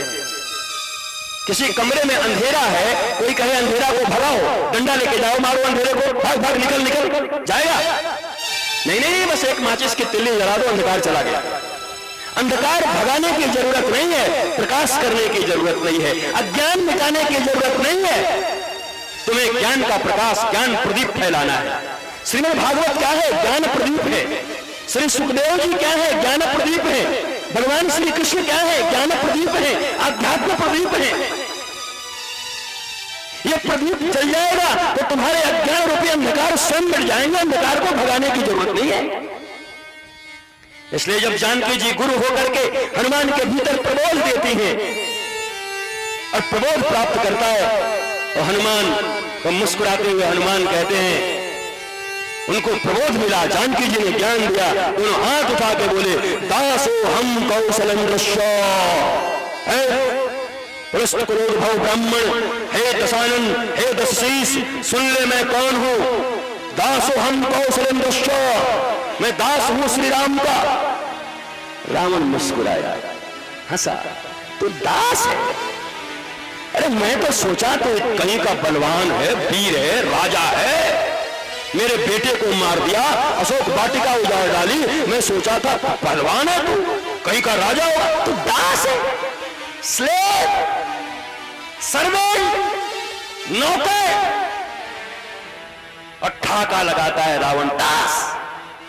उस समय हनुमान जी कहते हैं, सुन रावण, दशानन सुन ले, तू काम का दास, तू नाम का दास, तू दाम का दास, तू चाम का दास, तुझसे अच्छा मैं हूं श्री राम का दास। इस दुनिया में दास तो बनना ही पड़ेगा, या काम के दास बनोगे या चांद के दास बनोगे या नाम के दास बनोगे, इनके दास बनोगे तो जिंदगी भर दास ही रहोगे, पर एक बार श्री राम के दास हो जाओगे तो स्वामी बन जाओगे, मालिक बन जाओगे। इसलिए दास हूं मैं। और जीव का सही परिचय भी यही है। श्रीमन महाप्रभु जीव का परिचय देते हैं क्या? जीव होए श्री कृष्ण नित्य दास। जीव कौन है? स्वामी नहीं है, कोई स्वामी नहीं हो सकता, हम सब दास हैं। जीव कौन है? जीव का और शिव का क्या संबंध है? परमात्मा से क्या संबंध है? कहा श्री कृष्ण के दास हैं, हम दास हैं, नित्य दास। और दास भी बड़ी बात है, दास भी बन जाओ तो बड़ी बात है। वृत्तासुर को कहता है हम हरे तव पादैक मूल दासानुदासो भवितास्मि भूय मनस्मृता सुपदेर गुणांस्ते गुणित वार्क कर्म करो तो आया। श्रीमद् भागवत वृत्तासुर का ये हमारा चतुश्लोकी भागवत है। ये पश्चिम मार्गीय संप्रदाय में इसी को मूल भागवत माना जाता है। धर्म अर्थ काम मोक्ष, ये चतुर्विध जो पुरुषार्थ हैं, इन पुरुषार्थों को बड़ी सुंदरता से यहां प्रतिपादित किया गया है इस श्लोक में। हम हरे तब पादैक मूल दासानुदास, दास भी नहीं, दासों का दास। ठाकुर के दास बन पाओ, ये हमारी तुम्हारी हैसियत नहीं है, इसलिए हम दासों के दास बन जाएं। ठाकुर के जो चरण पकड़े हैं उनके चरण की सेवा हम करें, इसीलिए तो हम गुरु की सेवा करते हैं। गुरु ठाकुर के दास और हम उनके दास, दासानुदास। और यही सिद्धांत जीवन में कामयाब है, दासानुदास। गज और ग्राह की जब लड़ाई हो रही है, तुमने सुना है गजेंद्र मोक्ष बुलाया गज ने और मुक्ति दे दी पहले महाराज उसको, मगर ग्राह को गजराज गुस्साया, बुलाया मैंने और मुक्ति उसको दे दी। तो ठाकुर जी ने कहा कि क्यों न तू मेरा दास, और वो तेरा चरण पकड़ के बैठा, वो दासानुदास। भगवान अपने दास का मंगल तो बाद में करते हैं, पर दासानुदास का पहले कर देते हैं। गुरु का कितना मंगल ये पता नहीं, पर गुरु से जुड़ा हुआ शिष्य का मंगल परमात्मा पहले करते हैं, क्योंकि उनकी प्रतिष्ठा है। इसलिए दासानुदास हमारा यही संबंध कृष्ण के साथ है, गुरु के साथ, हम उनके दास बने। और हनुमान जी ने यह ज्ञान दिया, ये प्रबोध दिया कि वास्तव में स्वयं को जानना ही ज्ञान है। और जानना क्या है? ज्ञान क्या है? मैं श्री कृष्ण का दास हूं, मैं गुरु का दास हूं, यही ज्ञान है। बाकी सबरी ज्ञान को कोटरी में बांध के और समुद्र में डाल आओ। इतने ज्ञानी पुना का अभिमान लेके बैठे हो, रामचरितमानस के बहुत सारे चौपाई श्लोक याद करके बैठे हो, सबरों को बांधो और जाके यमुना जी में डाल आओ। ज्ञान बस एक ही है, हम हरे तब पादैक मूल दासानुदास। मैं दासानुदास, मैं श्री कृष्ण के दासों का दास, यही ज्ञान है। अगर जीव इसको समझ गया तो भागवत समझ में आ जाएगी, जीव इसको समझ गया तो रामायण समझ में आ जाएगी। नहीं मुंडी पटक लो, मुंडी कटवा लो, चाहे जितना प्रभाव दिखा लो, पर तुम्हारे जीवन में भगवान तुम्हें समझ में नहीं आएंगे और तुम खुद को ही नहीं पहचान पाओगे भगवान को क्या खा पहचान। इसलिए ये पहचानना चाहिए, भागो वो से वैराग्य। वैराग्य उसको नहीं कहते किसी चीज को छोड़ दिया जाए, छोड़ने को त्याग बोलते हैं। वैराग्य उसको कहते हैं जब स्वयं छूट जाए। मुश्किल से छोड़ रहे हैं उसको वैराग्य नहीं कहते। बैरागी बाबा बने हुए छोड़ रहे हैं, छोड़ने वाले को बैरागी नहीं कहते। वैराग्य कहते हैं स्वतः छूट जाए। हम नंगे रहे जानबूझ के कपड़ा छोड़ करके, इसको वैरागी नहीं कहते। पर श्री कृष्ण के प्रेम में ऐसे मतवाले हो गए कि पता ही न रहा कि आंचल कब गिरा गोपियों का, पता ही न चला उन गोपियों के कि काजल कहां लगे, कपड़े कहां गिरे, वस्त्र कहां गिरे। वो वास्तव में जब वो गोपियां जब वो उनको कहा भगवान के प्रेम में जब मग्न हो गई, उन्मत्त हो गई, उनको पता ही न चला उनके वस्त्र कहां गए। वो वैराग्य होता है। वैराग्य उसको नहीं कहता कि घर छोड़ दिया, द्वार छोड़ दिया, मकान छोड़ के आ गए, प्याज छोड़ दिया, कद्दू छोड़ दिया, हम बड़े भारी बैरागी हो गए। बैरागी नहीं हो सकते, बैरागी नहीं हो तुम। वैराग्य मतलब स्वतः छूट जाए, और त्याग मतलब जो अभ्यास से छोड़ना पड़े। क्या त्याग, क्या त्यागना चाहिए? भागो वो तो त्याग, क्या त्याग करना है, क्या त्याग करें? गोस्वामी जी ने कह दिया है जाके प्रिय राम वैदेही तजिए ताहि कोटि बैरीसम यद्यपि परम सने। तजिए हरि विमुखन पोषम। इस दुनिया में अगर कुछ त्याग कर सकते हो, ये आलू भंटा कोहड़ा और ये कद्दू और रसगुल्ला और ये फल, कोई केला कोई सेब छोड़ के, क्या हम 2 साल से सेब छोड़ दिए हैं? कौन सा झंडा गाड़ के बैठे? खावे की चीज छोड़ के बैठे? हमने बैगन, एक हमें कहा मिला महाराज, उसने कहा गुरुजी हम बैगन 2 साल से छोड़ दिए। हमने कहा अच्छा, बोला क्या? वो बताया था कि छोड़ देने से मनोकामना पूरी हो जाएगी। हालांकि इस पे भी बाद में मैं बोलूंगा कि मनोकामना के लिए कोई चीज छोड़ना ये कहाँ की भक्ति है। तो मैंने कहा बैगन आपको बहुत पसंद होगा। नहीं 10 साल से नहीं खाया, खाता ही नहीं। लो 10 साल से नहीं खाया, 2 साल से और छोड़ दो, उसका त्याग देखो। ये त्यागी, इसको त्याग नहीं कहते। ये अध्यात्म का त्याग नहीं है। ये संसार का 2 पैसे त्याग करके बड़े त्यागी बन गए। 100 एकड़ जमीन है और 1 बीघे जमीन कहीं दे करके 2 बिस्सा जमीन देके कुछ बनवा के बड़े भारी त्यागी बन गए। भारी त्यागी जी, कितने भारी त्यागी जी है ये।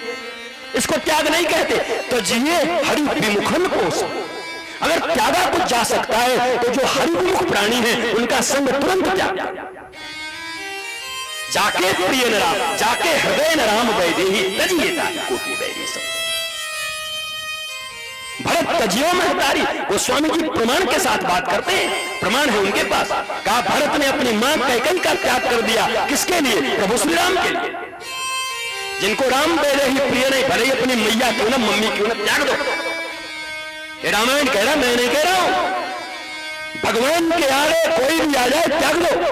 अच्छा, भरत ने क्या मम्मी का त्याग कर दिया और प्रहलाद ने अपने बाप को त्याग दिया। हिरण्यकश्यप को नारायण के रास्ते में आ गया, त्याग कर दिया। और कहा गोपियों ने अपने पूरे परिवार का त्याग कर दिया श्री कृष्ण के प्रेम में। और मजे की बात तो सुनो प्यारों, बलि ने अपने गुरु का त्याग कर दिया गोविंद के लिए, क्योंकि उनके गुरु गोविंद के रास्ते में आकर खड़े हो गए। जब गोविंद सामने आया और वामन अवतार बन के कहा मुझे दे दे, तो शुक्राचार्य गुरु ने कहा रे रे रे ये बड़ा खतरनाक विष्णु है, मत देना। तो बलि ने कहा हे गुरुदेव, सच कहते हैं गुरु गोविंद गौ खड़े काके लागू पाए, बलिहारी उन गुरु की जिन गोविंद देव बताए। मेरे सामने ये बौना खड़ा था, ये बामन खड़ा था, मैं पहचान नहीं पा रहा था किसका बेटा है, कहां से आया है, पर आपने बता दिया ये किसी का बेटा नहीं, सबरे जगत का बाप आया है, सबका बाप आ गया है। मेरे सामने था, मैं पहचान न पाया, आप गुरुदेव हैं, आपने पहचान करा दी ये गोविंद है। पर हे गुरुदेव अब गलत कह दिया आपने। अरे द्वार पर आज गोविंद आ गया और वो हाथ पसार कर भीख मांग रहा है मुझसे। क्या दुनिया में फिर कभी ऐसा होगा? दुनिया को देने वाला आज मेरे सामने हाथ पसारे खड़ा है। गुरु तो यही सिखाते हैं कि किसी दिन गोविंद द्वार पर आ जाए तो एक वस्त्र भी शरीर पर न रहे, सब कुछ त्याग देना, सब उनको दे देना। पर आप तो कहते हो उनको देना मत, इसलिए बलि तजियो गुरु। भरत मां को, प्रहलाद बाप को और ये गोपियां त्याग देती हैं अपने पूरे परिवार को, हटा देती। विभीषण बंधु, विभीषण ने अपने भाई का त्याग कर दिया राम जी के लिए। ये प्रमाण भरे हैं हमारे शास्त्रों में। यहां कोई बात कोई बात नहीं कही जाती, प्रमाण है, उसी प्रमाण पर यह कहा जाता है। दिव्य अपूर्व भाव से इनका त्याग करें, त्याग इनको कहते हैं। श्रीमद् भागवत ये त्याग करना है। सच्चिदानंद रूपाय विश्वोत्पत्त्यादि हेतवे तापत्रय विनाशाय श्री कृष्णाय वयं नमः। यं प्रयन्तं मनवेदवेदकृत्यं द्वैपायनो विहगातयाजुहाव पुत्रेति तन्मयतया तरोभिरुस्तं सर्वभूतहृदयं मुनिमानतोऽस्मि तं सर्वभूतहृदयं मुनिमानतोऽस्मि तं सर्वभूतहृदयं मुनिमानतोऽस्मि। हरे कृष्णा कृष्ण कृष्ण हरे हरे, हरे राम राम राम हरे हरे। सच्चिदानंद रूपाय सच्चिदानंद श्रीमद् भागवत का प्रथम श्लोक पद्म पुराण से लिया गया भागवत के महात्म का प्रथम श्लोक है। सच्चिदानंद सत्य चित्त और आनंद स्वरूप परमात्मा रूप आए। इनका रूप कैसा है? सत्य चित्त और आनंद। सच्चिदानंद रूपाय विश्वोत्पत्त्यादि हेतवे। अच्छा, सत्य है, चैतन्य है, आनंद है, ऐसे है। हाँ, अच्छा, ये क्या क्या करते हैं? परिचय है, ये भगवान का परिचय है। किसी व्यक्ति से जब मिलते हैं, इनका नाम क्या है? अच्छा अच्छा अच्छा। ये काम क्या करते हैं? अच्छा अच्छा अच्छा। अच्छा, इनका सामर्थ्य कितना है? कितने क्या क्या इनके पास है? अरे ये बड़े पदाधिकारी हैं। अच्छा अच्छा, ये वहां पर ये है। अच्छा, इनका स्वभाव कैसा है? अरे बड़े बेकार आदमी है, अरे बड़े बड़े अच्छे आदमी है, अरे बड़े दयालु है। ये स्वभाव है, ये परिचय है भगवान का। सच्चिदानंद रूपाय, स्वरूप कैसा है? सत्य है, चैतन्य है और आनंद स्वरूप इनका है। ये भगवान है। अच्छा अच्छा अच्छा, ठीक है ठीक है। अच्छा, ये इनका कर्म क्या है? सामर्थ्य क्या है? सामर्थ्य क्या है इनका? इनका सामर्थ्य विश्वोत्पत्त्यादि हेतवे, विश्व के उत्पत्ति, विश्व के पालन और विश्व के संहार इन्हीं के आदेश पर होता है। ब्रह्मा विष्णु महेश इन्हीं के अधीन है। अच्छा, ये इनका सामर्थ्य है, विश्वोत्पत्त्यादि हेतवे। अच्छा अच्छा अच्छा अच्छा, ठीक। अच्छा, इनका स्वभाव कैसा है? ये कैसे है? तो इनका स्वभाव तापत्रय विनाशाय, पर इनका स्वभाव तो बड़ा मृदुल है। क्या बोला? जीव के त्रिताप से ये मुक्ति दिलाते हैं, बड़े दयालु। अच्छा, तीनों ताप से, तापत्रय विनाशाय, त्रिताप से मुक्त करते हैं। दैहिक, दैविक, भौतिक ताप। इस दुनिया में तीन ही ताप है। देखो, तीन चीजें हैं दुनिया में। पहला शरीर, शरीर का ताप। ये भगवान शंकराचार्य कहते हैं रोग मंदिरम, गीता कहती है संसार दुखालयम। ये संसार कैसा है? दुखालय है। ये शरीर कैसा है? रोग का मंदिर है। तो शरीर में कोई ना कोई रोग रह रही है। कितना भी योग करो, कितना भी योग करो, आंख के डॉक्टर के पास होके आए तब तक कान खराब, लीवर दिखा के आए तो किडनी में इंफेक्शन आ गया। कोई ना कोई रोग, कभी पेट में दर्द, कभी माथा, कोई ना कोई रोग लगा ही हुआ। दुनिया में ऐसा कोई है नहीं जिसको कोई रोग न हो। शरीर के रोग से परेशान, ये ताप से परेशान।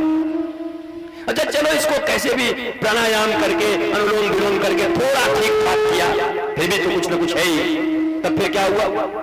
बोला समाज की समस्याएं। बोले वो क्या है?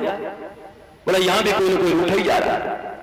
चाची को मनाओ तो मामी रूठ जा रही है, मामी को मनाओ तो ताई रूठ जा रही है, बुआ को मनाओ तो फूफा जी रूठ जा रहे हैं। इस दुनिया में ऐसा कोई नहीं जिसके सब रिश्तेदार उससे खुश है। कोई ना कोई रूठा ही हुआ है, कोई ना कोई इससे परेशान है ही। पूरे समाज को नहीं मनाया जा सकता। विलियम शेक्सपियर कहता है इस दुनिया में सबसे कठिन काम है किसी एक व्यक्ति को प्रसन्न करना। अपने 90 साल के जीवन में अगर तुम एक व्यक्ति को भी प्रसन्न कर पाए तो तुम्हारी मनुष्यता धन हो जाएगी, लेकिन कर नहीं पाओ। पत्नी नहीं होती, 60 साल साथ रहती है, उससे पूछो सर ठीक है इनका आदत, पर इनका यही आदत। जिसके साथ 25-50 साल रह गए वो 100% तुमसे संतुष्ट नहीं है, वो प्रसन्न नहीं है। ये बड़ा कठिन काम है प्रसन्न करना, किसी नहीं कर सकते। संसार का सबसे बड़ा काम है प्रसन्न करना और आध्यात्म में सबसे बड़ा काम है प्रपन्न करना। जीवन प्रसन्नता से शुरू हो और प्रपन्नता पे आकर टिक जाए। प्रपन्नता का मतलब होता है, देखो एक प्रणत होता है, प्रणत क्लेश नाशाय गोविंदाय नमो नमः। प्रणत मतलब प्रणत क्लेश नाशाय। जीवन में कोई क्लेश था, दुख था, प्रणाम किया, क्लेश मिटा, बाय बाय, धन्यवाद। ये प्रणत जो केवल दुख के लिए भगवान के पास जाते हैं। प्रणत क्लेश नाशाय गोविंदाय नमो नमः। काम बना, बाय बाय टाटा, फिर मिलेंगे, काम हो गया। और एक है प्रपन्न। अब ये बड़ा विस्तार विषय है यार, कैसे कहूं, बड़ी विस्तारित विषय है। इन विषयों में घुस जाऊंगा, प्रवेश कर जाऊंगा तो फिर भागवत में कहां रह पाऊंगा। प्रपन्नता का सीधा सीधा अर्थ जान लो। प्रपन्न एक प्रपद, संस्कृत में एक शब्द है प्रपद। प्रपद, तुम्हारे पांव और एड़ी को, जो पंजे को जोड़ने वाली जो जगह है ना, उसको प्रपद बोलते हैं, प्रपद। हनुमान जी को तुमने कभी देखा है राम दरबार में? हनुमान जी को बैठे हुए देखा है? हनुमान जी जब भी बैठते हैं ना, तो भगवान राम के पांव को पकड़ के बैठते हैं। ये जो ज्वाइंट है ना यहाँ, ये पंजे का और पांव का पीछे ऐसे पकड़ के प्रपन्न। प्रपन्नता का अर्थ है कि तुम चाहे मुझे दुख दो, सुख दो, सम्मान दो, अपमान दो, जहर हो। मीरा को जहर दिया गया, पर मीरा के एक भजन में शिकायत आई है। जब जहर दिया गया तो मीरा कह रही है कि आज मेरा गोविंद पिघल कर आ गया, लगता है मेरा श्याम आज पिघल कर आ गया। शिकायत नहीं है मीरा के भजन में, प्रपन्नता है, प्रपन्न। प्रणत तो बहुत लोग होते, समय पढ़ने पर तो गधे को पिता बनाया जाता है, ये कहावत है, गधे को बाप बना लेना, ये प्रणत है। प्रणत बहुत लोग मिलेंगे, करोड़ों लोग प्रणत हैं, प्रणत क्लेश नाशाय, पर प्रपन्न नहीं मिलेंगे। प्रपन्न तो श्री हनुमान जी महाराज, राम जी का चरण ही उनको चाहिए और कुछ नहीं चाहिए। प्रपन्नता, प्रसन्नता से शुरू और प्रपन्नता पे अंत, आदि और अंत प्रसन्नता और प्रपन्नता। तो ये तीन चीजें हैं। शरीर के रोग से थोड़ी बहुत मुक्ति मिली तो समाज चैन से नहीं जीने देगा, और समाज को थोड़ा बहुत बुआ जी फूफा जी को ठीक किए तो ये देवता लोग नहीं जीने देते। कभी राहु, कभी केतु, कभी शनि, कभी मंगल, कोई न कोई चढ़े जा रहा है, कोई 7.5 लग रहा है, कहीं कुछ हो रहा है।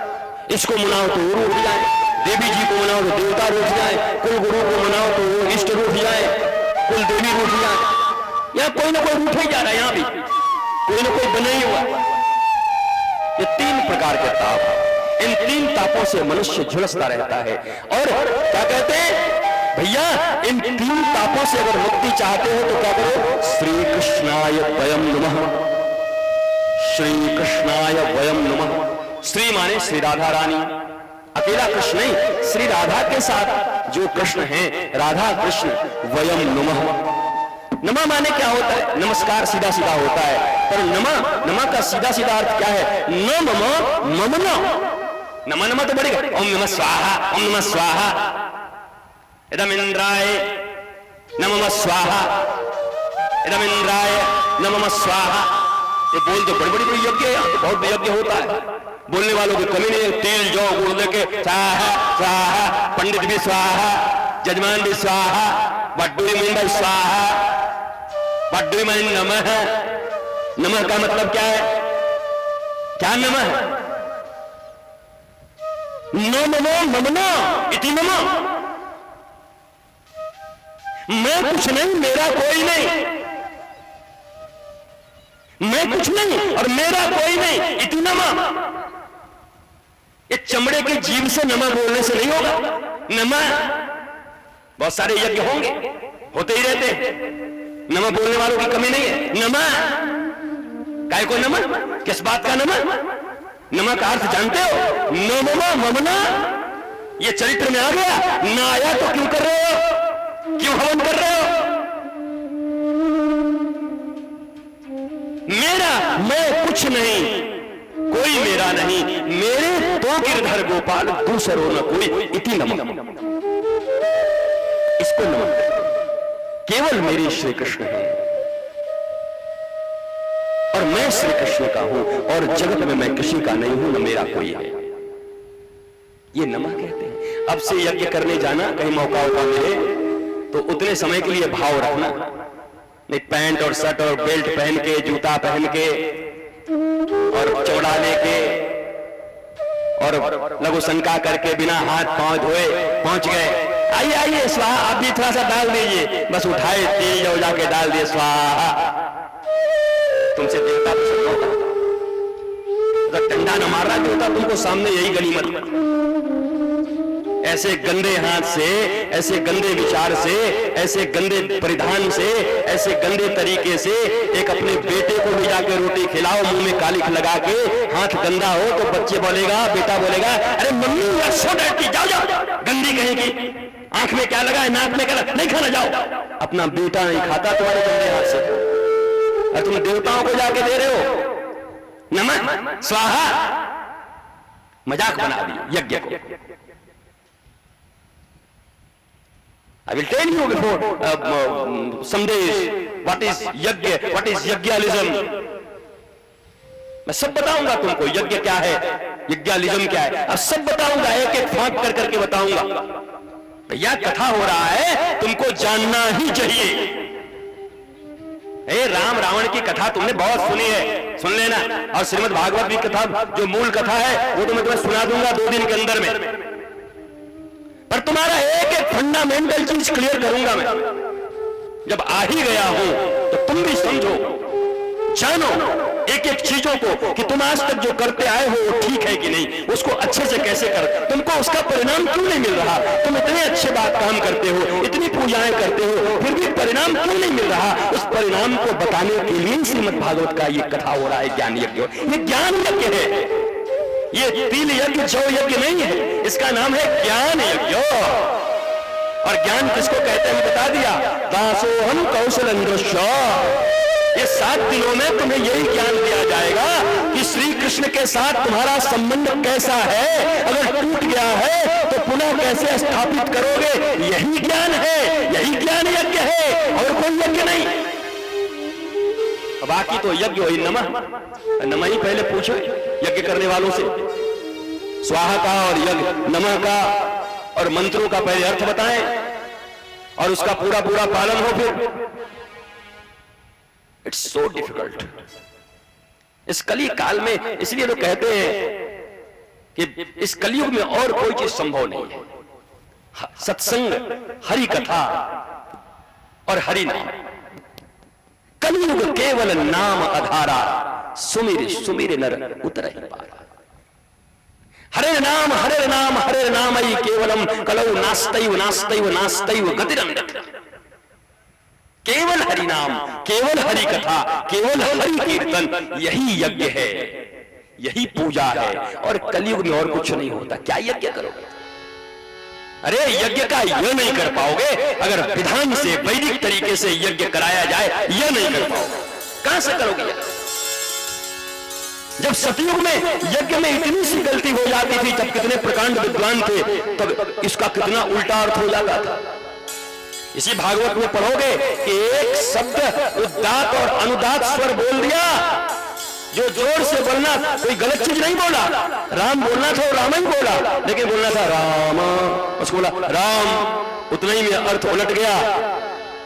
और मांग रहा था इंद्र को मारने वाला बेटा, और इंद्र से मरने वाला बेटा मिल गया। इतना अंतर आया केवल स्वर में। व्याकरण गलत नहीं थी, शब्दों में गलती नहीं थी, केवल स्वर में गलती आ गई। और हमसे तो न जाने कितनी गलतियां होती है। इसीलिए तो यज्ञ का प्रभाव उल्टा होता है। यज्ञ कर किस लिए रहे हैं और फल क्या मिल रहा है? हरे नाम हरे नाम हरे नाम केवलम। इस कलयुग में हरि कथा, केवल हरि कथा, सत्संग, यही किया जा सकता है। इसलिए नमः का अर्थ है, हे कृष्ण मेरा कोई नहीं, मैं किसी का नहीं, तुम मेरे और मैं तुम्हारा। इति नमः, नमस्कार का यही अर्थ होता है, और नमः कहने का कोई प्रभाव नहीं होता। ये जान जाओ तो न भी बोलोगे तब भी काम चलेगा। अरे तुम्हें प्यास लगी है, वाटर बोलो या पानी बोलो, नीर बोलो, कुछ न बोलो। गूंगा तो कुछ नहीं बोल पाता, उसकी प्यास नहीं बुझती। पानी बोलना पड़ेगा क्या? वाटर बोलना पड़ेगा क्या? तब प्यास बुझेगी। मत बोलो ना, गूंगा कुछ नहीं बोलता। गूंगा खाई शर्करा और मुस्कुराई। तुम मत बोलो कोई श्लोक, मत बोलो, मत करो यज्ञ, मत बोलो नमः, मत बोलो स्वाहा। समझ जाओ कि ना मम ममना, मेरा कोई नहीं, मैं किसी का नहीं, मेरे तो गिरधर। हो गया तुम्हारा यज्ञ। और ये सब करके क्या करोगे? बाकी सब चीजें आडंबर हैं। इस कली काल में केवल ज्ञान यज्ञ ही हो सकता है। ज्ञान यज्ञ, यह मूल। तुम भागवत की पूजा करने नहीं आए। केवल अगर भागवत का पूजा और आरती में मूल होता तो आरती गा ली गई थी, उसके बाद हम लोग चले जाते, हो गई पूजा। फूल चंदन रोड़ी अक्षत चढ़ा देते चले जा। ये ज्ञान यज्ञ है, कथा यज्ञ है, यहां और कोई चीज महत्वपूर्ण नहीं। बस क्या है कृष्ण, कृष्ण से हमारा संबंध क्या है, मैं कौन हूं, यह संबंध को जान लेना, यही तुम्हारा 7 दिनों का महान यज्ञ है। नारद जी पृथ्वी पर घूमने आए, चारों तरफ अनाचार अत्याचार मचा हुआ है, बड़े परेशान बेचारे सोचे थे कि देवता भी जिस पृथ्वी पर जन्म लेने के लिए तरसते हैं, जरा उस पृथ्वी को जाकर देखूं। तो जाकर देखा तो यहाँ तो चारों तरफ अनाचार मचा है। कलयुग अपने मित्र अधर्म के साथ आकर के और पूरा चारों तरफ अत्याचार मचाया हुआ है। नारद जी को बड़ा दुख हुआ, अरे मैं पृथ्वी को इतना अच्छा समझता था, सब तीर्थों में गए, तीर्थ में केवल पाखंड मिला। अच्छा सुन लेना, तीर्थ का सेवन करने से तुम्हारे पापों का मोचन होता है। वर्षों तक अगर तीर्थ का सेवन किया जाए नियम पूर्वक तब तुम्हारे पाप का मोचन होता है, पर हरि कथा अगर 2 मिनट में ही सुन ली जाए तो पापों का मोचन होता है। तब कथा मृतम कलम सापहम, कली के कलमसों का हरण करने वाला ये कथा है। तीर्थ में वर्षों तक सेवन करो तो पाप मिटे न मिटे कोई पता नहीं, गंगा स्नान करो मिटे न मिटे कोई पता नहीं।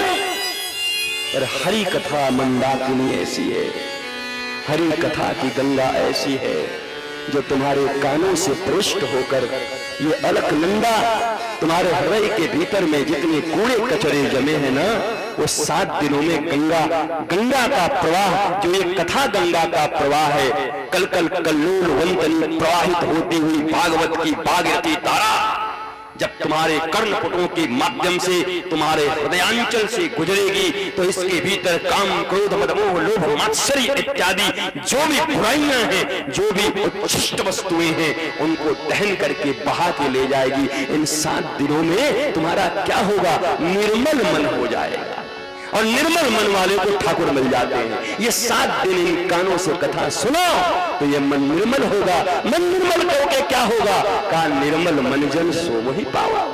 ठाकुर मिलेंगे तो जीवन में मस्ती आ जाएगी, आनंद, जिस आनंद के लिए रुपया कमा रहे हो, जिस आनंद के लिए धोखे दे रहे हो, जिस आनंद के लिए झूठ बोल रहे हो, जिस आनंद के लिए दिन रात चक्की में पिसे हुए हो, घोड़े की तरह जुते हुए हो, वही आनंद परमानंद श्री कृष्ण के द्वारा तुमको प्रदान कर दिया जाएगा जब हरि कथा भागीरथी यहाँ से प्रवेश करके तुम्हारे हृदयांचल को पवित्र कर देगी। तो निर्मल मन जन सो मोहि पावा।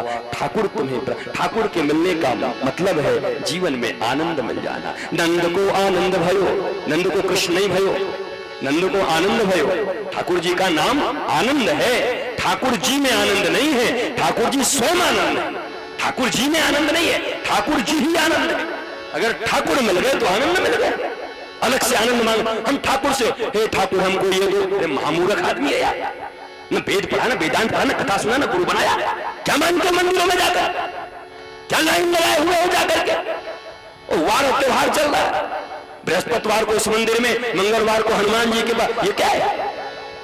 अब बाकी दिन क्या करोगे, मंगलवार को सोमवार को शिव जी को मनाओगे, बाकी दिन क्या करोगे। ये सब कामियों का बनाया हुआ, लोभियों का बनाया हुआ परिपाटी है।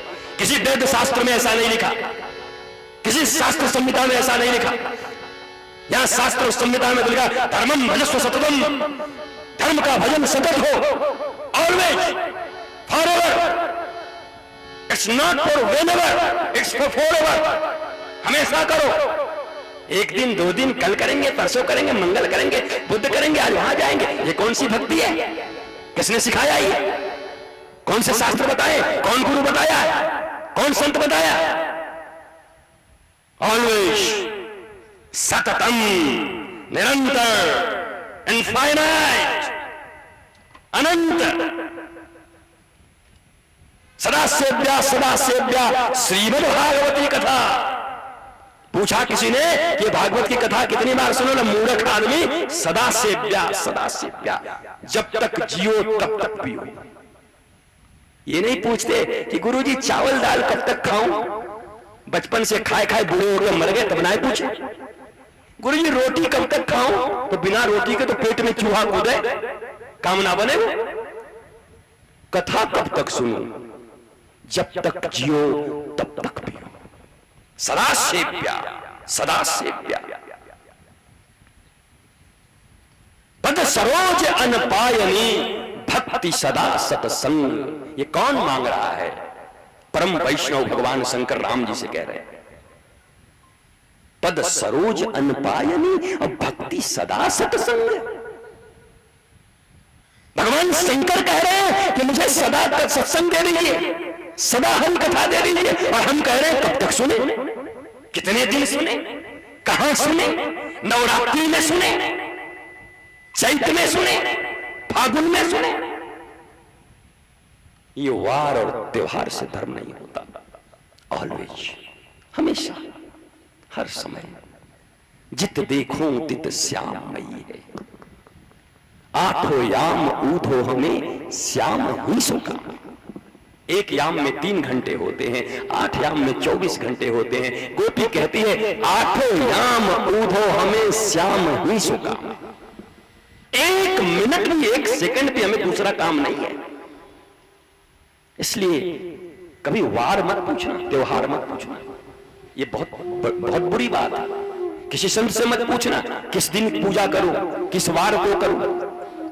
ये भागवत का तो बड़ा नियम है, फलाने दिन से करो, इस एकादशी से मत करो, त्रयोदशी में मत करो, ये वो फलाना ठिकाना। मैं कभी मानता ही नहीं। कोई कहे भागवत का विरोधी हो, नहीं, भागवत को मानता हूं। इसी भागवत में लिखा है कि अगर तुम्हें सांसारिक कोई वस्तु प्राप्त करनी है तो तुम तिथि देखो, वार देखो, नक्षत्र देखो, पर गोविंद का प्रेम प्राप्त करना है, श्री किशोरी की कृपा प्राप्त करनी है तो शनिवार हो या मंगल हो, रात हो या दिन हो, कोई नक्षत्र हो, कथा आरंभ करके कथा सुनो, तुम्हें कृष्ण के प्रेम की प्राप्ति हो जाएगी। और ये कथा कृष्ण प्रेम प्राप्ति के लिए है और किसी प्राप्ति के लिए नहीं। इसलिए यहाँ कोई वार, कोई त्योहार नहीं, किसी विशेष चीज में नहीं हो रहा।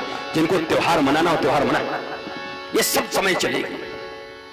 नारद जी बहुत परेशान हो गए। अंत में जाकर के देखा, बड़ी काशी भी आए थे घूमने, पुष्कर भी गए, प्रयाग भी गए, श्रीरंग, कुरुक्षेत्र, श्रीरंग, हर जगह गए, गोदावरी, नर्मदा, पर हर जगह अनाचार, हर जगह वही काम, धर्म के नाम पर अधर्म, पाखंड, लूट। नारद जी परेशान हो गए और तब वृंदावन आए। जाकर के देखा एक नौजवान स्त्री बैठी है और 2 बूढ़े वहां पर सोए हुए हैं और अनंत सुंदरियां पंखा उनको झल रही हैं और वो बड़ी रो रही हैं, कातर भाव से चिल्ला रही हैं। नारद जी घबराए, इतनी सुंदर स्त्री रो क्यों रही है?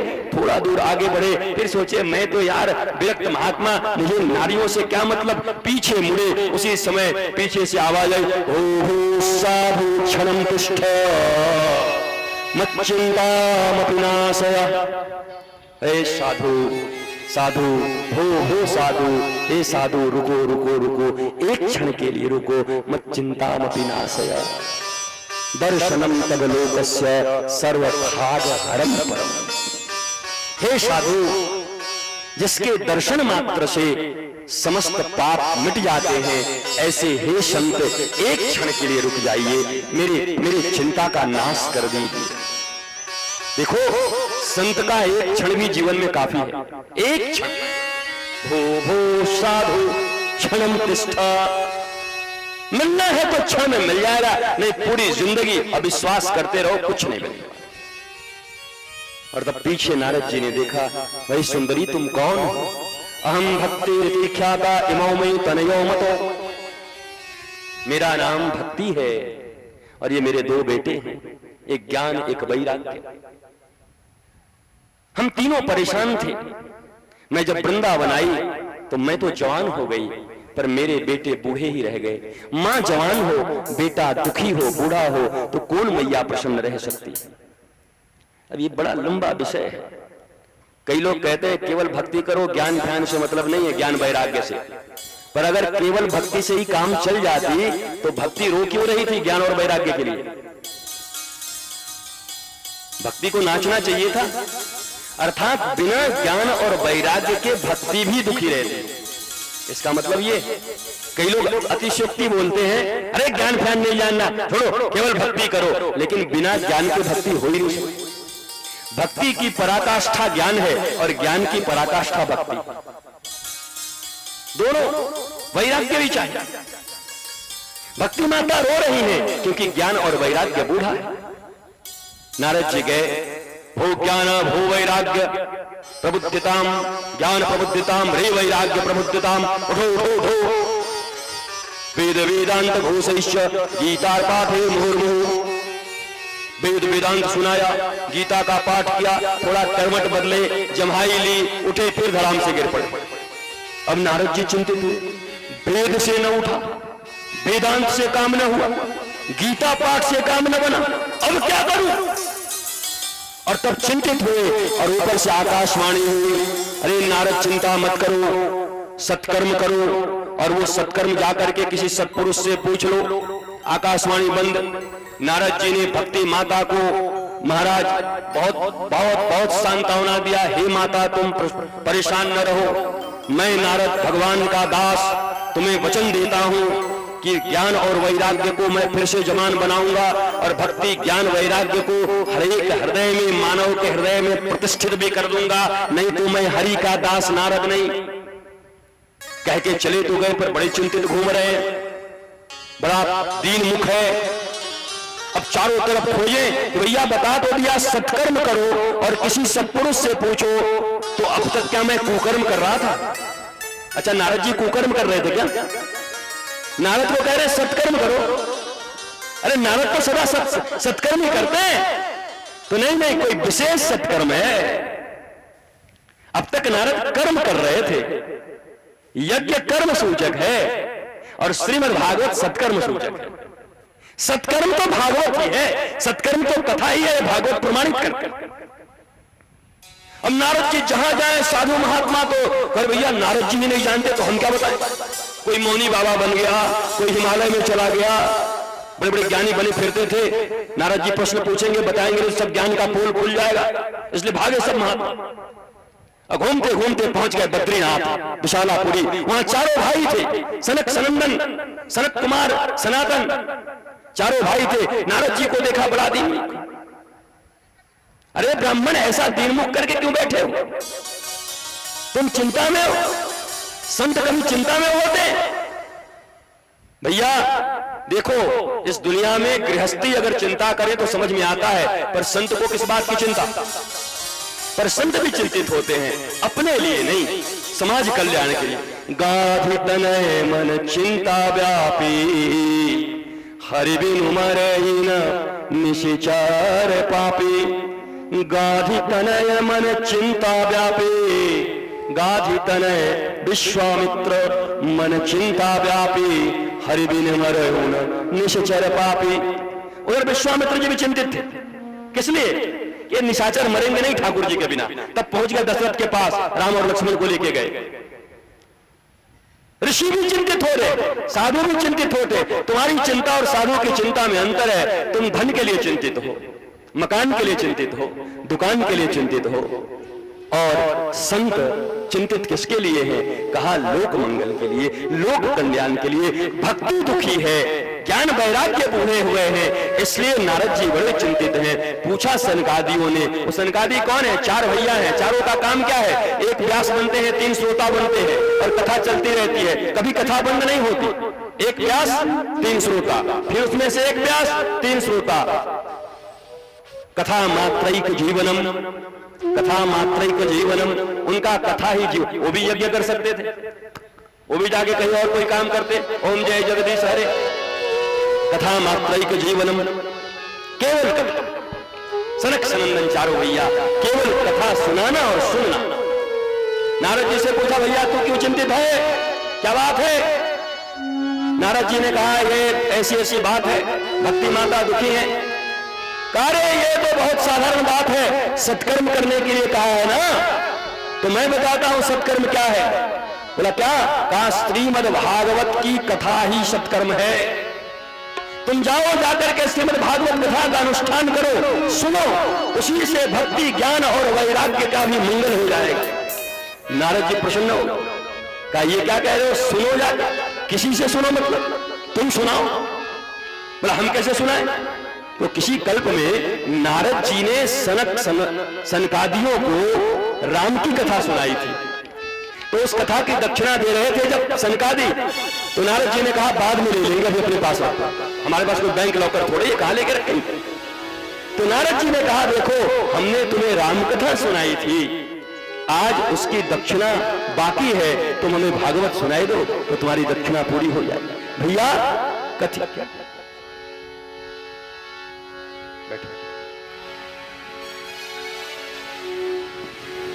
टाइम बताने कौन आया, जिसको जाना है जाओ, मुझे जब तक कथा करनी होगी मैं करूंगा।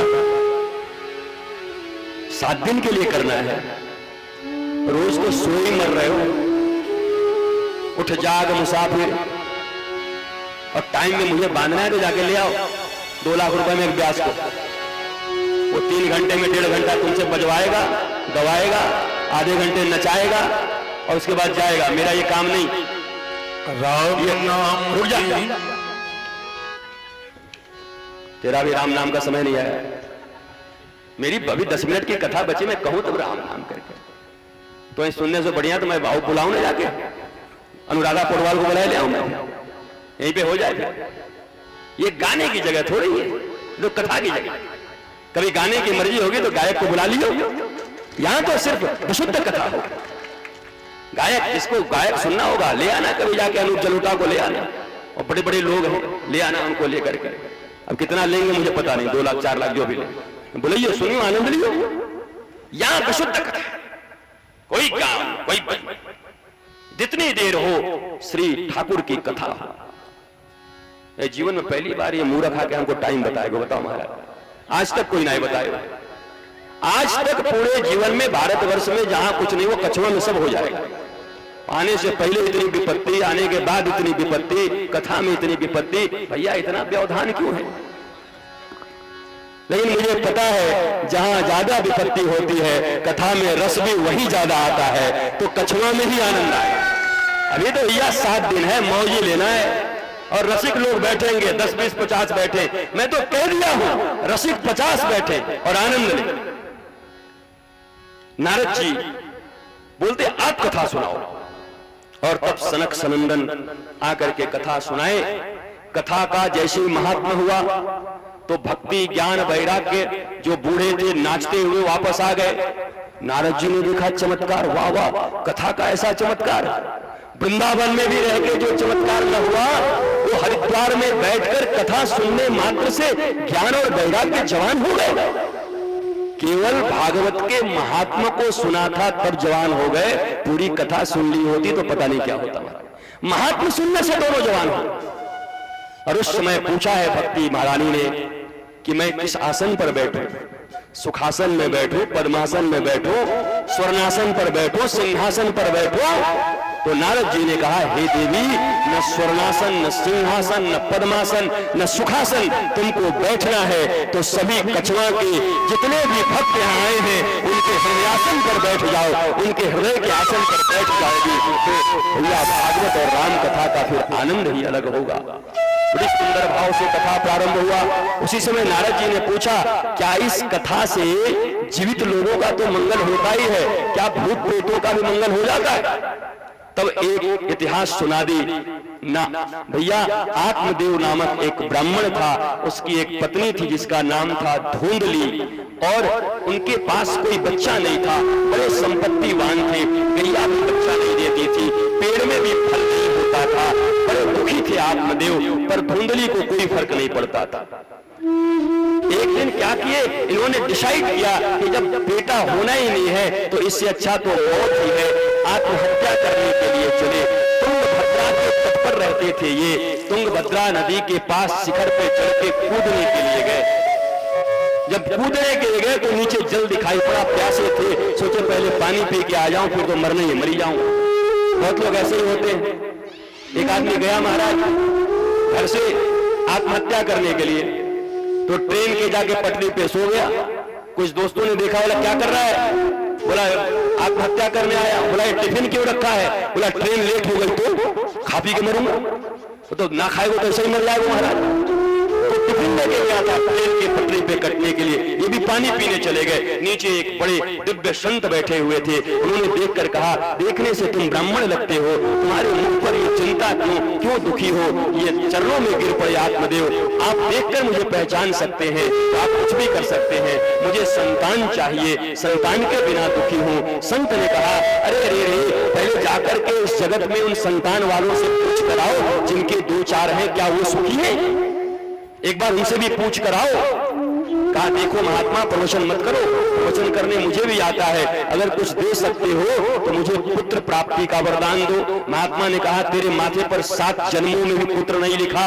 उस समय आत्मदेव ने कहा, मुझे पता है कि 7 जन्मों में विधाता ने पुत्र नहीं देना लिखा है, इतना मुझे विश्वास है विधाता के लेखनी पर उससे भी ज्यादा मुझे विश्वास है, भले ही विधाता ने 7 में जन्म लिख दिया हो तो मुझे पुत्र न होगा, पर शंकर गुरु की कृपा हो गई तो इसी जन्म मुझे पुत्र मिलेगा, ये भी मुझे विश्वास है, मैं ऐसा विश्वास रखता हूँ। उसी समय संत ने फल निकाल के दिया, क्या अपनी पत्नी को खिलाई दियो। वो आकर के पत्नी को दिया, पत्नी बहस करने लगी, ये कहां से महात्मा, कौन महात्मा, कैसा फल ले आया?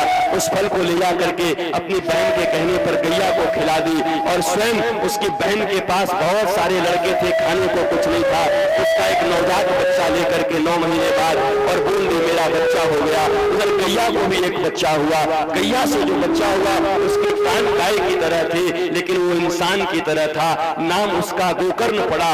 और धुंधली जो अपने बहन के बच्चे को लेकर के और कह दी कि मेरा बच्चा हुआ है, उस बच्चे का नाम उसने धुंधकारी रखा, धुंधली का बेटा धुंधकारी। भैया दोनों बढ़ने लगे, एक पूर्णिमा की चंद्रमा की तरह बढ़ा, एक अमावस्या की तरह, काली रात की तरह बढ़ने लगा।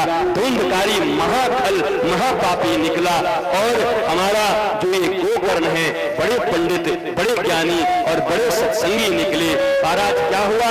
ये धुंधकारी के अत्याचार अनाचार से एक दिन क्या किया, आकर अपने पिताजी को बोला, पिताजी पैसा दो, रुपया दो, जमा करके रखो, जुआ खेलना है। पिताजी ने कहा, मूर्ख, अभी पैसा नहीं है। उसी समय एक लात जोर से मारा गुस्सा होकर, अच्छा सारा रुपया अपने बुढ़ापा के लिए रखे हो? और ऐसा लात मारा कि उछल कर जाकर कोने में गिरे। कोने में खड़े थे वहां पर गोकर्ण। कहा, देखो देखो बेटा, तुम्हारा भाई क्या कर रहा है? अरे ये ऐसा नालायक निकला, मैंने सोचा बेटा हो जाएगा, जब मेरे पाँव में दर्द होगा तो पाँव दबाएगा, माथे में दर्द होगा तो माथा दबाएगा। दबाया तो जरूर, पर हाथों से नहीं, लात से, और मैं तुम्हारे चरण में आकर पड़ गया। देखो, संत गोकर्ण इसी घर में रहते थे, पर आज तक आत्मदेव को उनकी जरूरत न पड़ी थी। इस जिंदगी में व्यक्ति को संत की जरूरत तभी पड़ती है जब कोई दुर्जन उसे लात मारता है।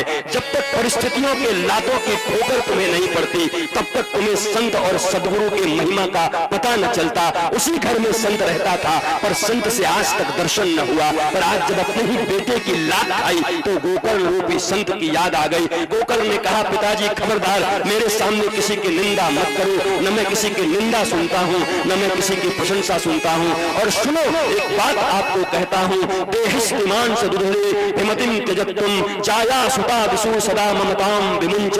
भाई, अरे ये जाया सुता विशु सदा ममताम विमुंच, पश्यानिशम जगदिदम क्षणभंग निष्ठ, वैराग्य राग रसगो भो भक्ति निष्ठ, धर्मं भजस्व सततम त्यज्य लोक धर्मान, सेवस्य साधु पुरुषान जहि काम तृष्णाम, अन्यस्य दोष गुण चिंतन मासु मुक्तवा, सेवा कथा रसमहो नितराम पिबत्वम। हे पिताजी, ये हड्डी मांस और ये चमड़ों का शरीर लेकर के इससे इतनी ममता मत रखो, मैं और मेरापन हटा दो और जाकर श्री गोविंद का भजन करो।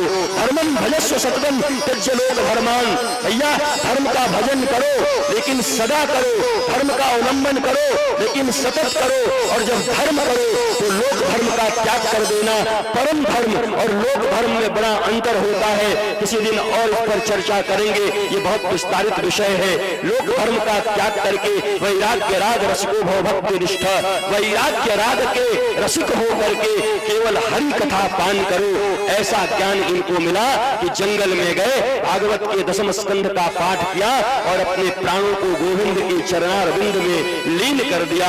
उस दिन के बाद मैया भी इतनी दुखी हुई कि कुएं में कूद कर धुंधली अपना प्राणों का त्याग कर दी। नालायक है वो संतान जो अपने माता और पिता को आत्महत्या करने के लिए मजबूर करते हैं। पर वो माता पिता भी कैसे, जब जिस समय संस्कार देने की बात आती है तब तो आप संस्कार देते नहीं हो, वही बाद में तुम्हारे पीड़ा के कारण बन जाते हैं। इधर ये धुंधकारी अब तो ज्यादा अपत करने लगा, उपद्रव मचाने लगा। गोकर्ण जी तीर्थ यात्रा में चले गए।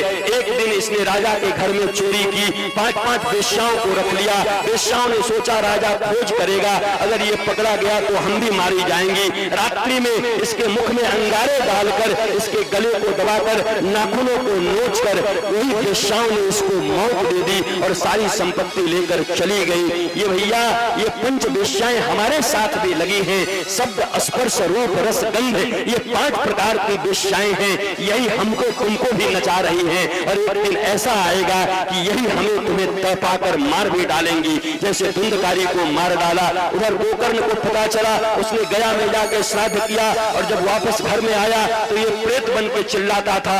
गोकर्ण ने अपने कमंडल से जल निकाल करके मारा। पूछा तू कौन है? कहा मैं तुम्हारा भाई भैया धुंधकारी हूँ, मुझे वेश्याओं ने मार दिया, मैं प्रेत योनि में हूँ, मेरा उद्धार कर दो। कहा गया में मैंने तेरी श्राद्ध कर दी। कहा मेरे जैसे पापी का 100 श्राद्ध भी गया में करोगे तो मैं करने वाला नहीं हूँ। और बात भी सत्य है, मरने के बाद कोई गया में जाके तुम्हारा तर्पण करे, तुम्हारा श्राद्ध करे, इसकी आशा मत रखना, बल्कि जीते जी अपना श्राद्ध और तर्पण स्वयं कर लेना। मरने के बाद आटे की पिंडी बना करके और कौओं को खिलाने से पिता को मोक्ष मिलता है, ये मुझे पता नहीं। ये शरीर ही पिंड है, ये मांस ही पिंड है और ये तुलसी की माला उसमें पहनकर जैसे भोग में तुलसी डाला जाता है, भगवान ग्रहण कर लेते हैं। यह शरीर भी भगवान का भोग है। एक दिन तुलसी का कंठी अपने गुरु का दिया हुआ डालो और गोविंद के सामने खड़े होकर के कहो कि मरने के बाद का हम इंतजार नहीं करेंगे, हम अभी तुम्हारे हो गए, हमारा अभी श्राद्ध कर दो, हमको स्वीकार कर लो, हमारा तर्पण अभी कर लो। जो जीते जी अपना श्राद्ध नहीं करता, मरने के बाद उसके बेटे भी श्राद्ध करके उसको नहीं तरा सकते। ये आत्मदेव कौन है? आत्मदेव आत्मा है। धुंधली कौन है? धुंधली हमारी बुद्धि है।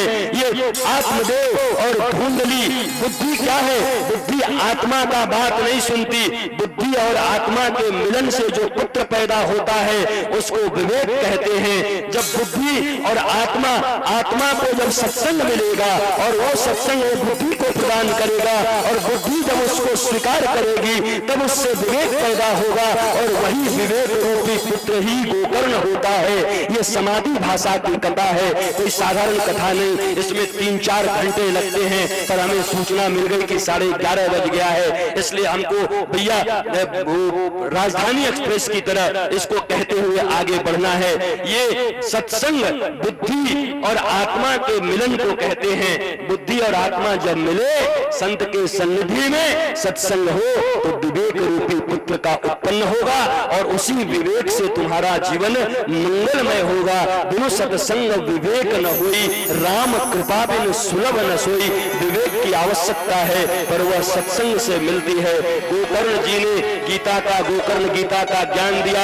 बाद में सूर्य को रोक करके पूछा मेरे भाई की मुक्ति कैसे होगी? तो सूर्य देवता ने कहा श्रीमद् भागवत की कथा करो। श्रीमद् भागवती कथा प्रेत पीड़ा विनाशिनी, ये केवल जीवंत लोगों की नहीं, प्रेतों के पीड़ा को भी विनाश करने वाली है। उस समय श्रीमद् भागवत की कथा श्री गोकर्ण जी ने किया। बड़े बड़े ऋषि आए, सारी नदियां मूर्तिमंत होकर के आई, सारे तीर्थ आ गए। भैया कुंभ तुम जरूर जाना, कुंभ में जाना चाहिए।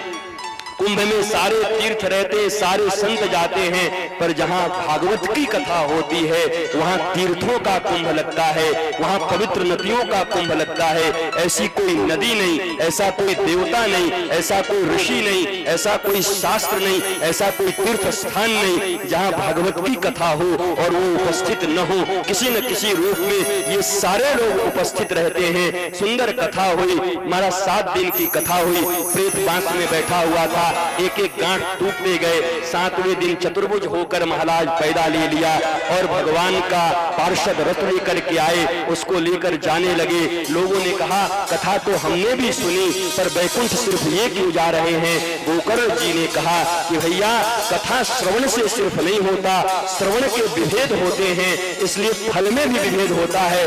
बैठे तो सब एक ही पांडाल में हैं, पर सबकी भूमिका अलग अलग है। कोई घड़ी देख देख के परेशान हो रहा है, कोई भोजन याद कर करके परेशान हो रहा है।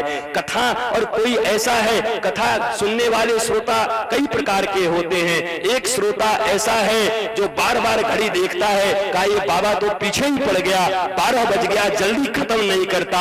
और एक श्रोता ऐसे हैं जो भी घड़ी देखते हैं और कहते हैं घड़ी की सुई रुक जाए और रात भर ये कथा चलती रहे तो हम ऐसी ही मस्ती करते रहे, आनंद लेते रहे।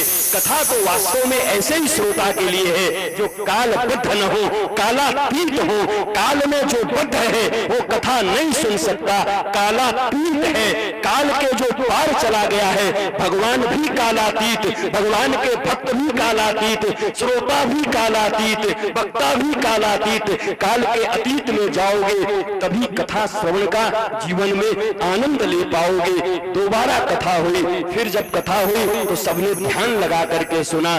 जब कथा बढ़िया से हुआ तो गोविंद प्रकट हो गए। प्रहलाद जी, अर्जुन जी, व्यास जी और महाराज व्यास पुत्र सुखदेव जी सब कीर्तन कर रहे थे। ठाकुर जी का प्रादुर्भाव हो गया, नृत्य होने लगा।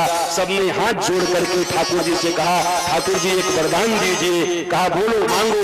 कहा एक वरदान दीजिए कि भागवत की कथा अब जहां भी होगी आप ऐसा वरदान दो कि 7 दिन नहीं तो कम से कम एक न एक दिन साक्षात उस कथा में आप आकर के हाजिर होना।